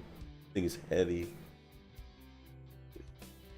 The Mecha Dread. Yeah, this thing is nice, solid. All right. Do we have any other? Oh, yeah, we have other articles. Which one do you want to go to? It's 10:29. Do we have any art of the week at all? No. Okay, what are we gonna do with the news? Although Thomas did want to show off his commission, and I think he said he was going to send me some new pictures. Okay. Let me know once they're kids. Do you want to go to the New Forge stuff, or do you want to go with the Eldar celebrating the 35-year stuff, or?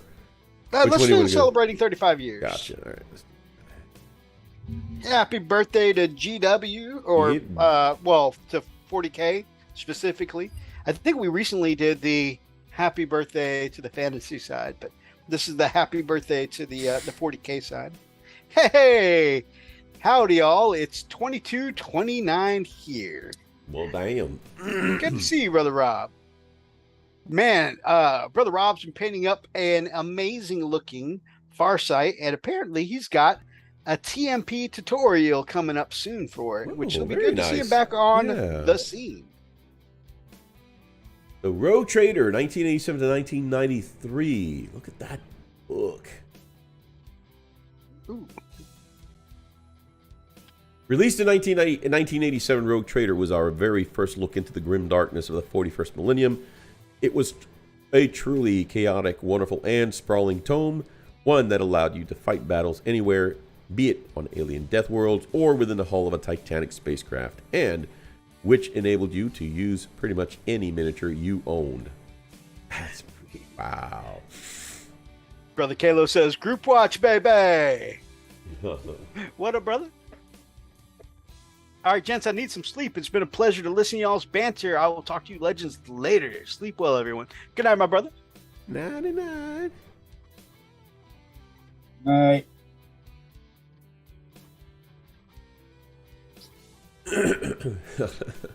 You didn't meet many models. The first edition was very much about small-scale skirmish actions with your force, often only 5 to 10 figures strong, which is just I wonder why the change. If they started it off with Crimson Fists on the cover, I wonder how the Ultramarines became the poster boys. That's a good question. Oh my gosh, look at these. Heck yeah. Good to see you, brothers. Y'all weren't on at the beginning of the show, were you? Just asking. Just asking for unrelated reasons. Man, look at those classic adventurers models. Yeah. I like the punk. Oh.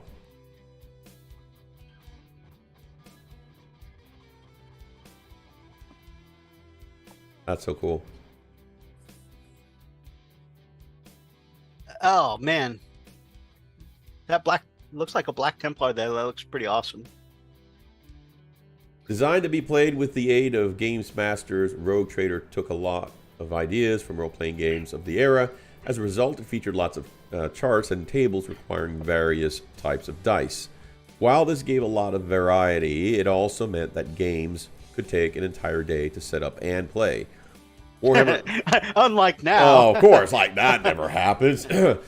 Warhammer 40,000, however, took the gaming world by storm, and every month the White Dwarf added a new faction unit or weapon to an ever-expanding inventory of science fantasy carnage. Over the next few years, even the core rules would be altered in White Dwarf to make it easier, quicker, and most importantly, more fun to play.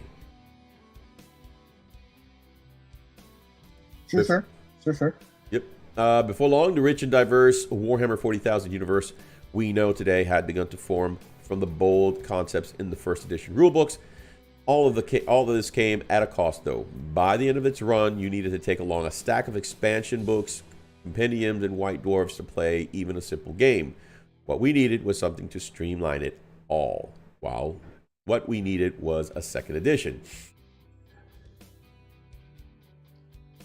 Rogue Trader was the first game set in the universe, but it wasn't until second edition came out that Warhammer 40,000 became the game it is today. Look at the little cutouts, man. Little cardboard cutouts. That's funny. I love it. That was the terrain then, man. Look, the cardboard Dreadnought. I've seen pictures of that on 6 Plus Stevo's channel. That Dreadnought actually counted as a Dreadnought. Like that cardboard cutout actually counted as a Dreadnought. Wow. This was the era of brightly colored armies, powerful heroes, and properly codified lore. For the first time, it began with the first big box, a colorful affair containing 2 full tactical squads of plastic space marines, 20 orc goths, and 40 Gretchen, as well as a classic cardboard Dreadnought for the orcs. I love it. That's so funny. Hey, I have that codex. Yes. Yep. You got two of them, Dude, right? both of yeah, the Eldar and the Space Marine, the Ultramarine. You say your neighbor gave that to you? No, a friend of mine. He's a cop friend of mine. He actually had these in his attic. Like, dude, I got to give these to you. I was like, dude, that's awesome. That was like very first real codex that actually came out. That's so cool. Grumpy, my brother. Good to see you.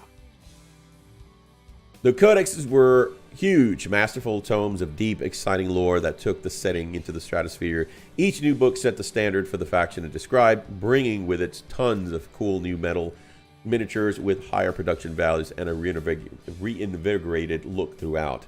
Second edition lore remains the core of the background even to this day. This is the edition where Space Marines became gene-bulked Monsadic super soldiers. Eldar became rather more than cackling corsairs and motley, and orcs were no longer the punchline. Chaos Space Marines and their demons were redefined almost from the ground up, and the Imperial Guard got a lot of tanks.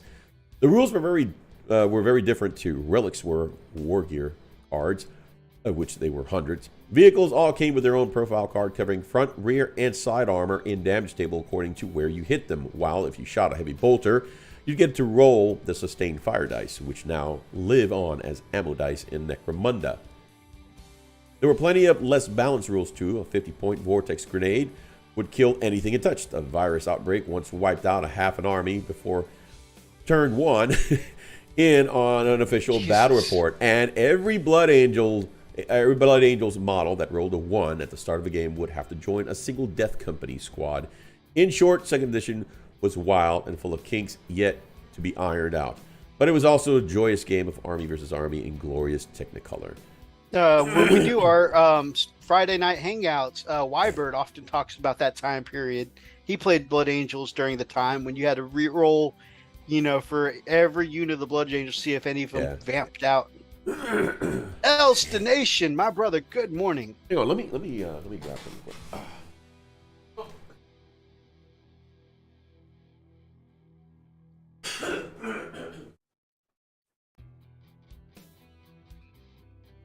So I'm not going to magnetize them anymore. It's just going to take too much time. Just going to go on ahead and glue them. That is the way I feel about magnetizing infantry. So I wasn't sure what edition it was that he had given me as part of the codex, and I was really surprised, pleasantly surprised that it was actually the second edition, which was so damn cool. I'm gonna show this off real quick. Cool. Here, let me go to our solo. So, oh dang it! There's the friggin' no. We don't need the mega. No, shut it. There we go. Sorry about that. All right, this is it here.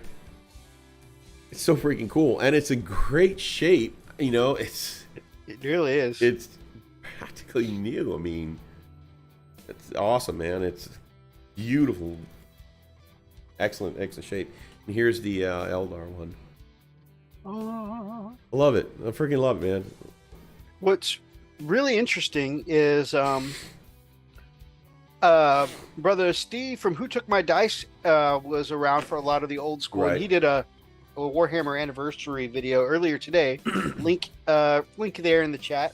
And he was mentioning that in the old days of Warhammer, a lot of the armies had some of the same weapons, obviously because the game wasn't as developed back then, but also kind of lended itself to some interesting balances because everybody had the same weapons, everybody's machine gun was a bolt gun, everybody's like the Eldar had in addition to their esoteric weapons, they had las guns just like the Imperial Guard have, Right. It was just like there was so much that was the same, and the game's obviously more developed now, there's more flavor, but it was just interesting how much was the same back then. Right. Yeah, and it's now it's very diverse. All right, let me switch it back here. Oh no. Elstonation, my brother, I know we still owe you a video. We had a little bit of technical difficulties when we last tried to record, but we are definitely going to get it to you. I'm so sorry, but we will get it to you. I promise. When don't we have technical difficulties? When I'm sleeping, yeah. It's just part of our brand, technical difficulties. Frostad Fists, home of the technical difficulty. Let's see here. Did you send?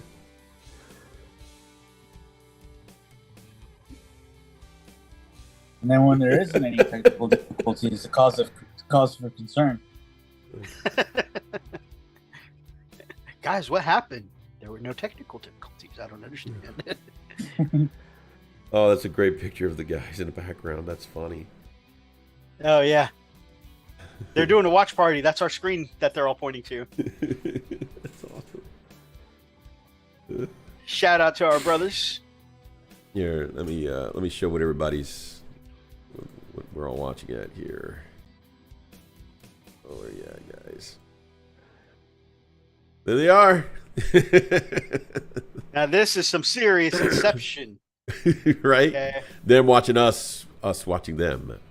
Yeah. That's happening. We're watching my brothers watching We're us. watching them, watching us, watching us. Right. Good stuff, man. Okay. Warhammer 40,000. Third edition heralded a whole new era of far future battles with, and this is 98 to 2004, or 2004. With innovations that echo to this very day, the game was greatly simplified and standardized with streamlined rules, creating a more welcoming experience for the new players, and allowing veterans to play out big games without needing to set aside an entire weekend. Ooh, could you imagine us playing that at the time?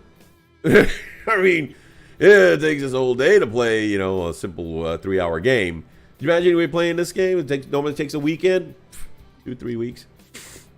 That's why Like, we're all right, I brought physically. the sleeping bag. That's why we're physically incapable of doing apocalypse games. Oh my god, I can never do it. Gone were any dice other than the D6, firing arcs, and wildly powerful psychers. Hero Hammer was dead and buried. This was a time for troops and tactics. Even the way players built armies changed. While previous rules had required figuring out percentages, this edition established the Force Organization Chart, a structure that lives on in the modern game's detachment. And this is true. Third edition also introduced a jaw-dropping array of new factions, the Dark Eldar, these days known as the Drukhari, coalesced from mysterious hints to star in the launch set alongside Black Templars, while the Tau, who we picked up an apostrophe in the intervening years, arrived to advance the greater good alongside their Kroot allies. Necrons were fully fleshed out, so to speak, in their first codex, an unmatched tome of technological cosmic horror. Grey Knights were expanded upon alongside their inquisitorial allies in Codex Demon Hunters, and the first Codex supplements hit the shelves, expanding existing armies in exciting ways. These arrivals found themselves in a new and grisly galaxy. Third edition really hammered this grim into grim darkness, with less of a signature silliness from the second edition, but up the ante with massive worldwide campaigns like Armageddon and Eye of Terror that shook up the setting. So scary. Fourth and fifth edition refinements 2004 to 2012. With such strong foundations to build upon, it's no surprise that the next few editions tweak rules here and there rather than throwing the servo cherub out with the bathwater. The Peepee Babies? Fourth edition introduced the first full codex for Chaos Demons, splitting them off from their mortal comrades with a range of otherworldly plastics, while 5th edition revamped the Drukhari with an entirely new range of stunning models and exciting lore, and also made extensive changes to the Necrons.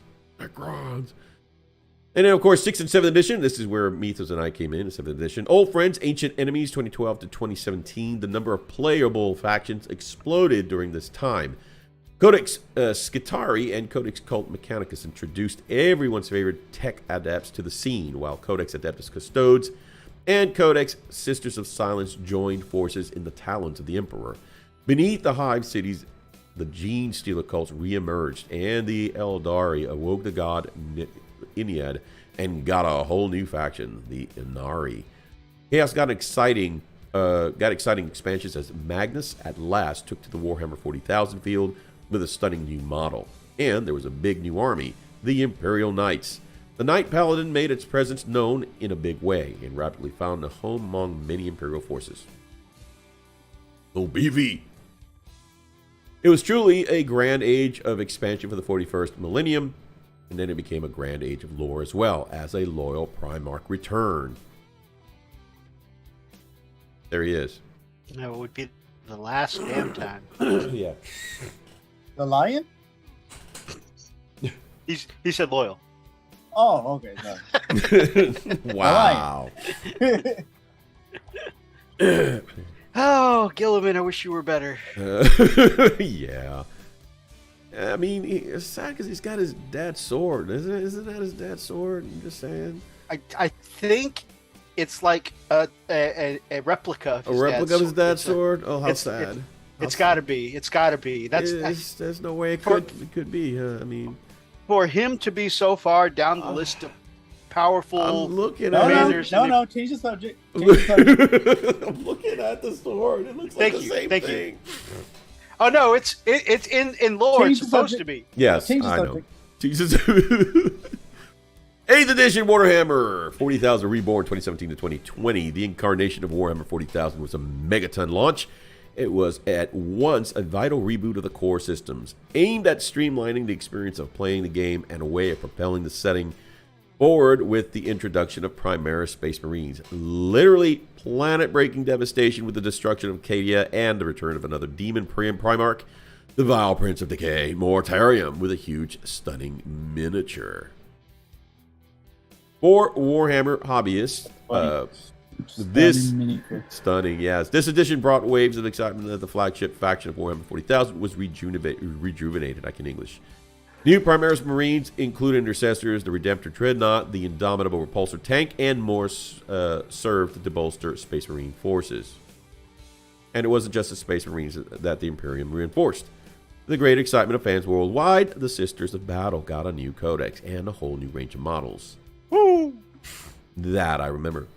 With its focus on ease of access, a story that shifted events forward in a galaxy torn into by the Cicatrix Maledictum and the arrival of the Primaris, this edition pushed Warhammer 40,000 in the limelight like never before. Hordes of new fans joining leagues of excited veterans ready to decide the fate of the 41st millennium. Then came 9th edition. Now, interestingly, okay, so 8th edition was, let me see if we show it. Yep, 2017 to 2020. 6th and 7th was 2012 to 2017. 12, 13, 14, 15, 16, 17. 5 years between codices. 4, 5, 6, 7, 8, 9, 10, 11, 12. 8 years. 4th and 5th edition. Between codex. Or between rules, I'm sorry. Editions. So it's kind of interesting how the editions kind of the distance, the time between each one is actually shorter and shorter. So again, 2017 to 2020, 17, 18, 19, 24 years, and then now we've got 9th edition, 20 to 22 is only 2 years. While the galaxy in turmoil after the opening of the Great Rift, the 9th edition brings us into the era Indominus. This latest edition sees the Primaris Space Marines battling against the living metal of the Necrons, who are active on a scale not seen since long before the founding of the Imperium, on their own mission to reclaim what once was theirs. 2 years later. Guilliman has begun the Indominus Crusade, the greatest campaign the Imperium has launched in 10,000 years, in an attempt to reunite the parts of the galaxy lost after the forming of the Great Rift, while also reinforcing Space Marines chapters with new Primaris recruits and GC. Shit.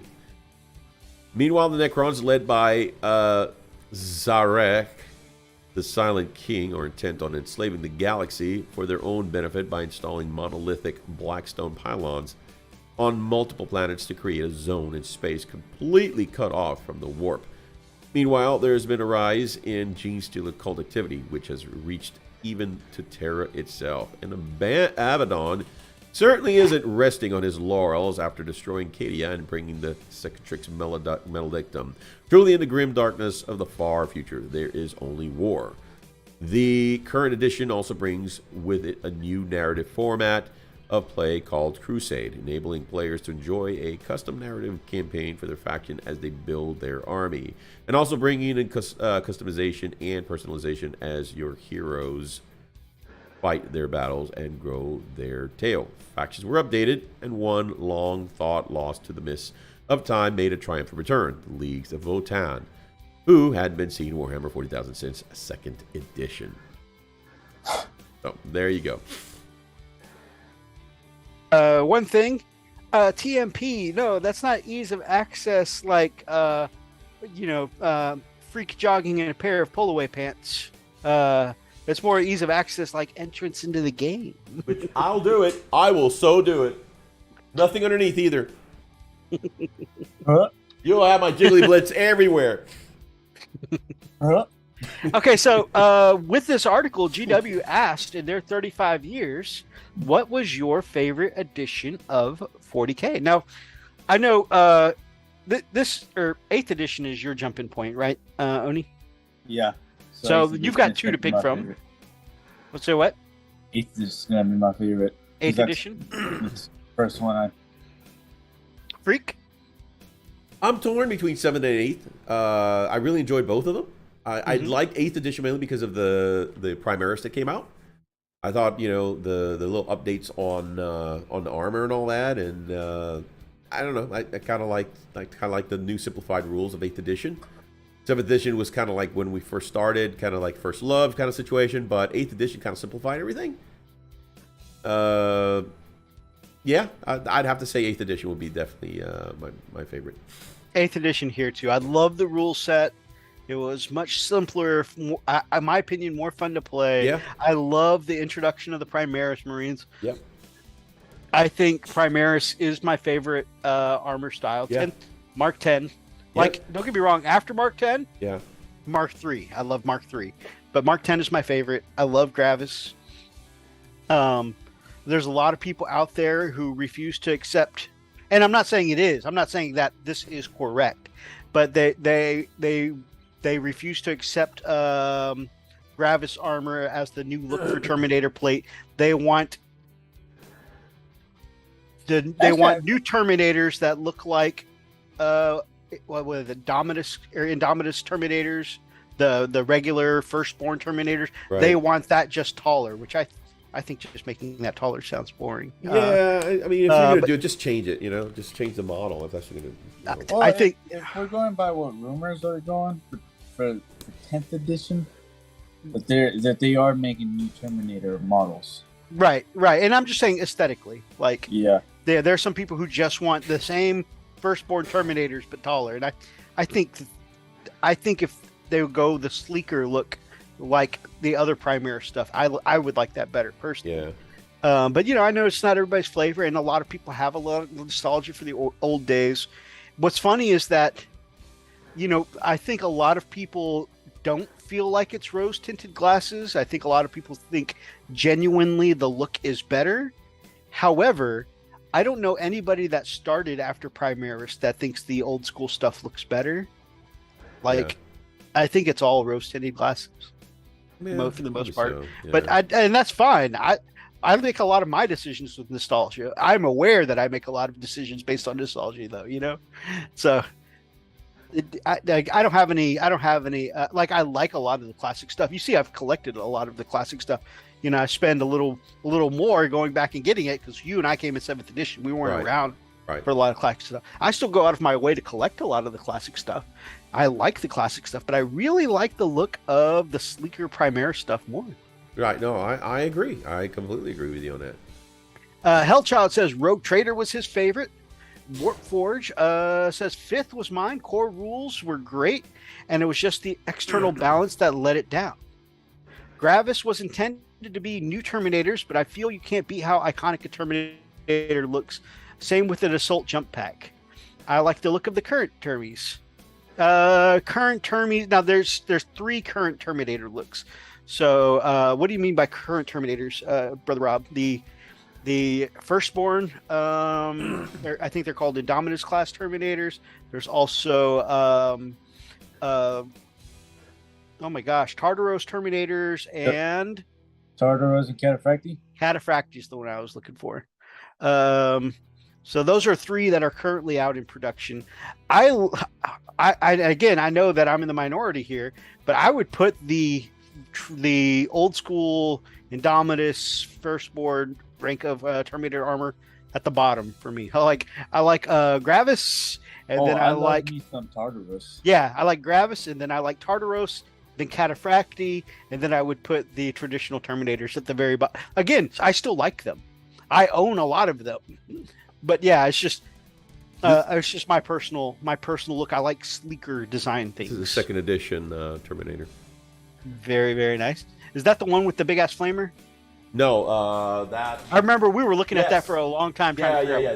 That's here somewhere. Yeah, I was like, what the hell is? There it is. There it is. That's the one with the big freaking flamer. We didn't know what that was. It looks like some kind of cannon. Like, what is that? We got a ray gun or something? It's like, no, that's a flamer apparently. Man, I've never seen anything like that. So really interesting. Yeah, this was part of the stuff that he gave me. Yeah, this is and he had. This is the part that got me. This freaking. This is a metal. Well, let me see if I can put it together here. This is a metal pewter Dreadnought. Look at this thing. Super old school. Yeah.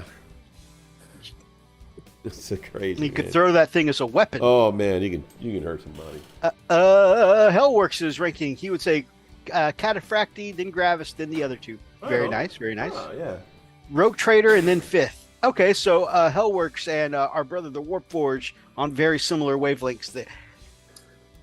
I've heard a lot of people say that they really missed Rogue Trader. That was kind of like that was their jam. You know, well, it makes sense.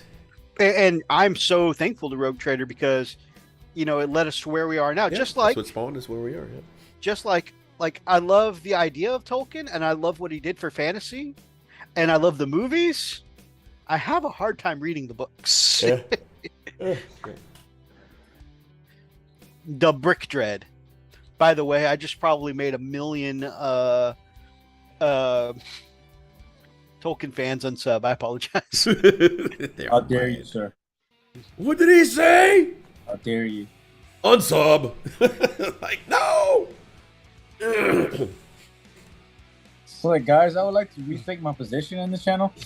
We're gonna wake up tomorrow. We're gonna have 3 subs. Right? Oh my God, that was there are 3 individual channels. Oh, we look at our list of subs, and it's like subbed by Freak the Gamer, Wolf Brother Gaming, and Oni Studios. That is, Oni's like bailing out too. It's like screw you guys. Freak the Gamer, Wolf Brother Gaming, Oni Studios. Current sub count 2. Wait a minute. Did one of you guys leave? Did one of you guys leave? Guys? The Cimmerillion is very dry. By the way, please nobody clip that and send that to my sister Stem Anemone, because I feel like she's supposed to be moving back sometime soon, and I don't want her to disown me before she gets here. If anybody asks, tell her I love Tolkien.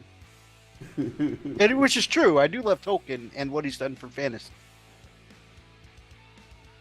He's amazing. And he makes great movies. No. I need to stop saying stuff like that. Great boobies. Movies. Oh, I heard boobies. All right. Did I mishear that? I really like elven skin tones. I heard something else. That's what I heard too. I still stand with the boobies. That's what I mean, there's nothing wrong with them. No, not at all. Hell, man. Should we talk about them? This becomes a whole other chat. Oh man! After dark. After hours. What bee makes milk? Yeah. That's exactly The what boobies. Yeah. The boobies. I like the boobies. They're not the devil. They're not the devil, mama. Let's see. Thomas, did you ever send me those updated pictures you said you were going to send? You want me to send the ones you already shared? I know we want to show off your custodies before we hop off for the night. Let me send the ones he sent earlier. Oh gosh. That is my D&D chat. That's not the correct chat. Because want to give a You want to give a what? No. I want to give a shout out to our brother Richard, who as we said, does some great tattoos, does commissions for Warhammer, and he has assembled a lot of my armies for me. Not just he's assembled a lot of my models, he's assembled a lot of my armies for me. Because we all know I like painting. I'm not so big on the assembly. But he actually did a full build and paint commission for Brother Thomas of Hellworks by Hellchild. And this is his Custodes commission right here up. Okay.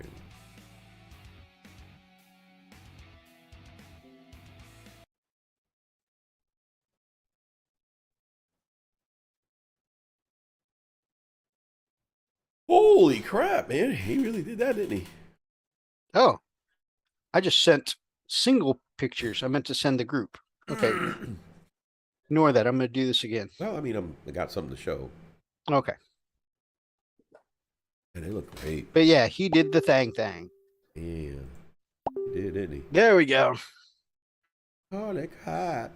I'll have some of my stuff to show. So it's like a black gunmetal color with purple marbling and purple energy effects. I love it. And he calls them his Pandemonium Custodes. Oh, goodness. That is awesome. I love that marbling look and the Oh, hell yeah. Oh.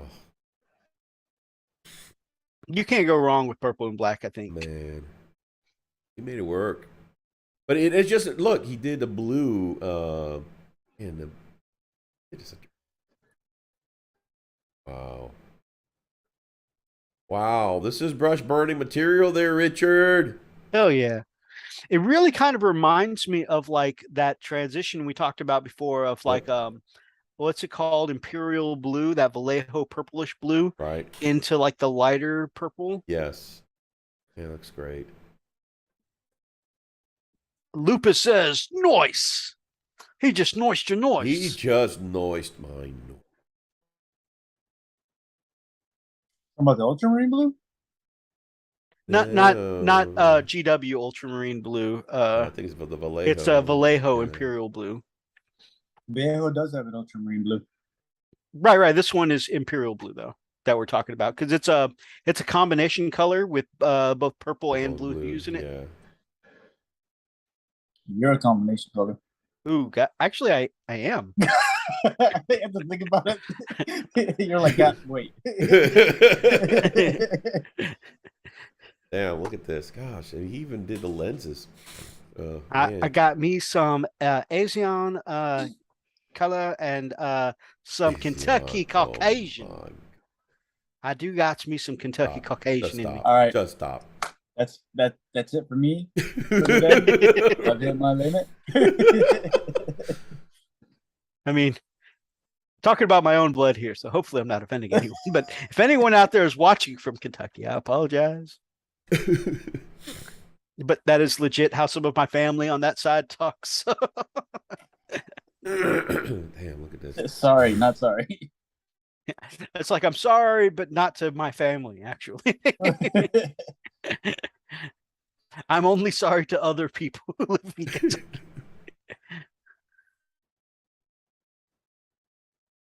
And Richard. Oh, man, that effect. Incredible, huh? That's going to be a badass Telemon. Who's he stomping on? Is that an Imperial Fist? No. So why he's got to be Imperial Fist, huh? I was just asking. Yeah, why he's got to go straight there, though, huh? I was just seeing if I could get clarification. No, you can't get clarification. He's just used to it, He's just used to seeing a whole lot of dead fists. Oh yeah. You know who would be No, You know who would be an expert at being able to tell us? Grumpy, could you zoom in and tell us if that dead Marine in the mud is Imperial Fist? Hey, don't worry. With my world leaders, I'm gonna have some dead blood angels on there. Or the basics. That's fair. Don't worry. I think it's appropriate. That is not a fist. I think that's White for Scar. my Sons of Horus. My Sons of Horus will have some. Are you sure he's covered in a lot of mud? Yeah, there's White Scar. It's hard to tell. Yeah, look, there's a little tassel thing in the head. Yeah, that's it. White Scar. Yep, you're welcome. Moving on. I don't know why. I think if you weren't so sensitive about it, I would get so much joy out of this. You really like giving me shit, is what you do, and you like getting me all riled up. That'd be friggin' nuts. I think I'm an awful friend.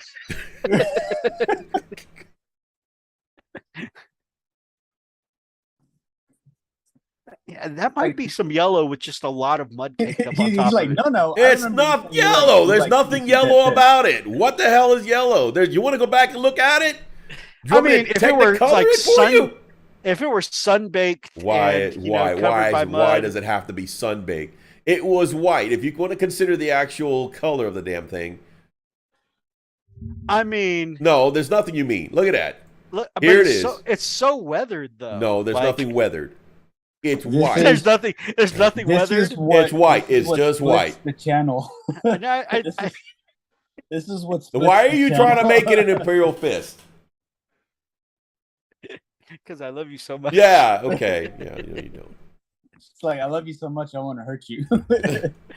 Oh. Everything's a dead Imperial Fist. Yeah, I don't think that's white, bro. I think that's just like. Look, I don't want to hear another shit. No. We're looking at this amazing work by Richard. We don't give a rat's ass what the hell is down there. It ain't Imperial Fist either. That's only reserved for Grumpy. Okay? All right, we're moving on. If anyone wants any awesome commissions like this that Brother Richard does, again, man. He does build commissions. Go to Richard. He does paint commissions. He does not freehand commissions, and he also does tattoos. In fact, if you're looking for freehand, that's the kind of quality he does. He does the same kind of freehand like he does his tattoos. Yeah, I mean, look at this. This is he actually painted the patterns on this thing. It still looks so good. It's Death Guard. I know you've told me before. I was just giving freak shit. Asshole. This is what I deal with. So yeah, Richard at the Nerd Life is an amazing builder. Dude, he comes up with I don't know how he does it, but he will actually bust it up and make it look amazing. Like he will deconstruct it and just build it with an incredible dynamic pose. The guy is just brilliant. Hey, Methos, remember the contest that we had a while back? I think for either 100 subs or 500 subs. I don't remember. And it was for terrain.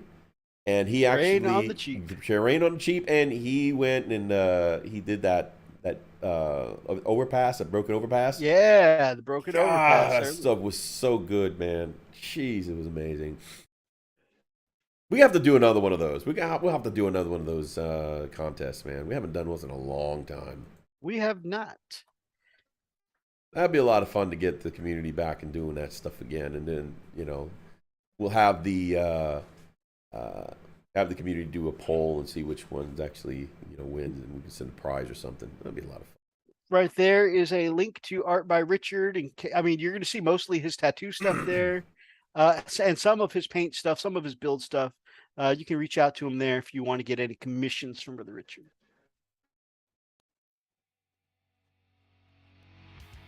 I love that marble effect. It's gorgeous, man.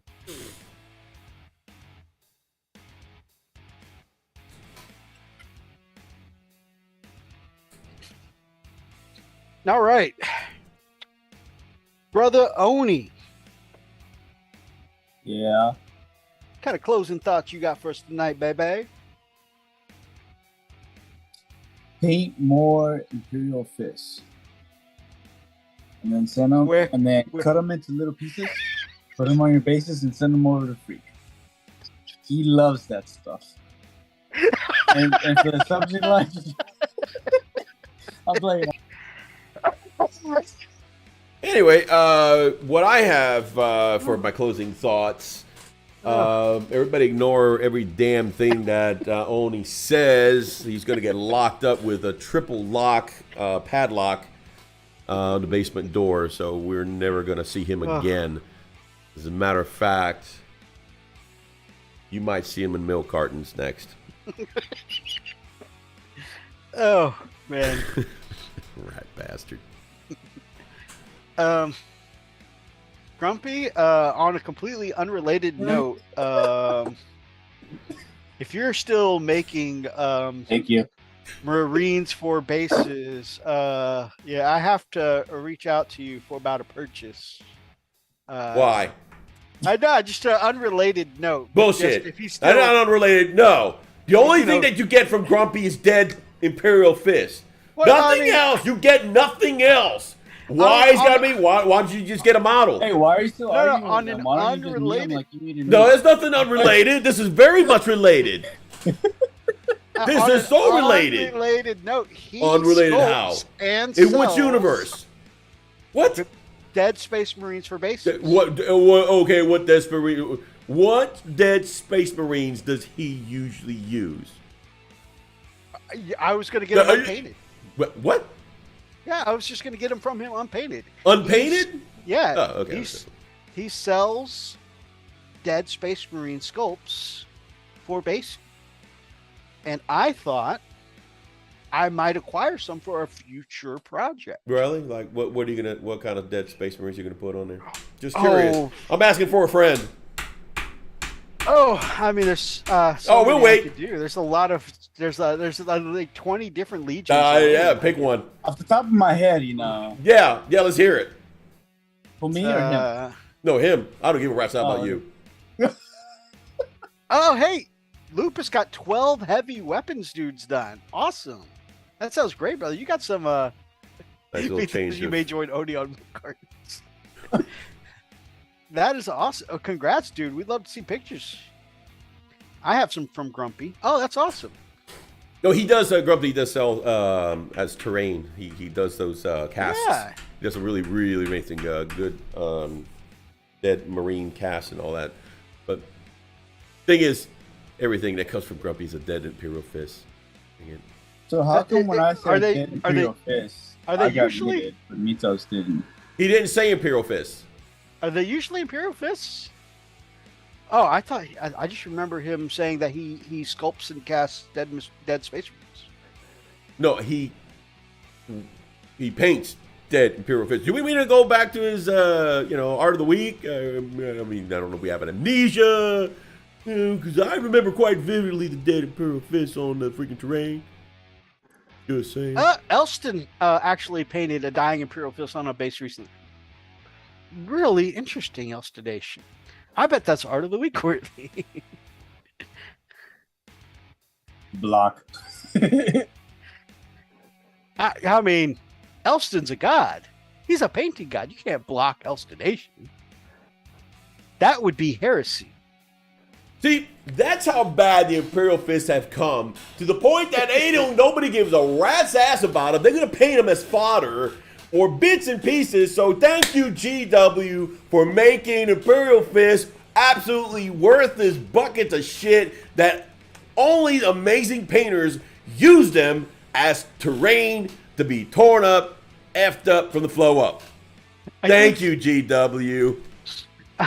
I don't think the members of our community do it because of their rules. I think the members of our community... Lupus, you're absolutely right. The Imperial Fists are well fisted. I love you, Freak. But in his defense, his is being crushed by an Iron Warrior, the rivals of this. Oh, absolutely. I mean, that's right. And he's a hell of a painter, too. He is. Freaking amazing. I mean, if the boot fits. God dang it. I don't know. I'm going to play Tau. Screw it. I'm going Tau. Don't play Tau. I'm going to do Tau. Don't play Tau. Yeah. I got some Tau models you can have. Yeah, see? That'll work. We'll talk. We'll talk later. We'll talk. You and I can have a conversation. You might be in my better graces after that. Just saying. Oh, think about it. That Redemptor Dreadnought that I painted for you, it has a dying Iron Warrior that was split in half. That's falling down. Oh, yeah. Oh, you can throw that in? Yeah, you can. That should give him some extra points. If he picks up Tau, I'm gonna have to buy some basilisks. Bring it on! Bring it on! Bring that nasty old basilisk. Come on! Come on, Cletus. You walk in here, you limping back. Yeah. Dead Imperial right. Fist on basis of Imperial Fist.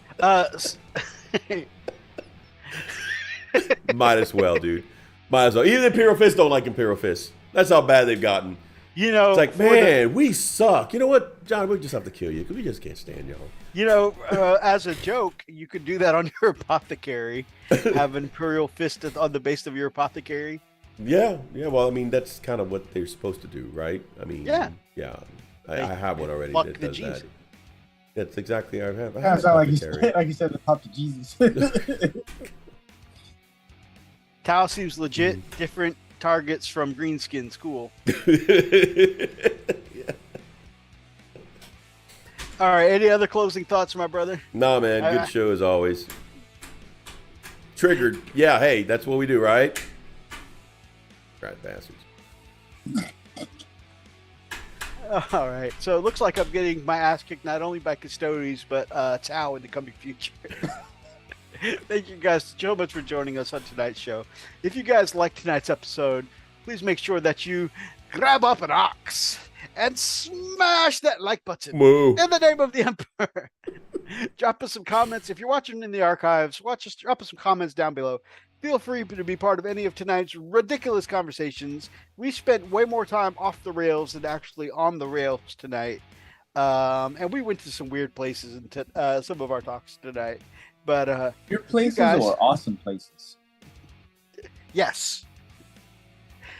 Check out our link tree down below, the Friends of the Frost and Fists, where you can check out a whole bunch of our favorite channels, and we'd love to have you check them out. Subscribe to all of our brothers in those links. And if you guys are not yet subscribed to these two fine, amazing brothers of mine, or this guy, we would love to have you as part of the pack here on the Frost and Fist. So subscribe. Till next time, stay frosty.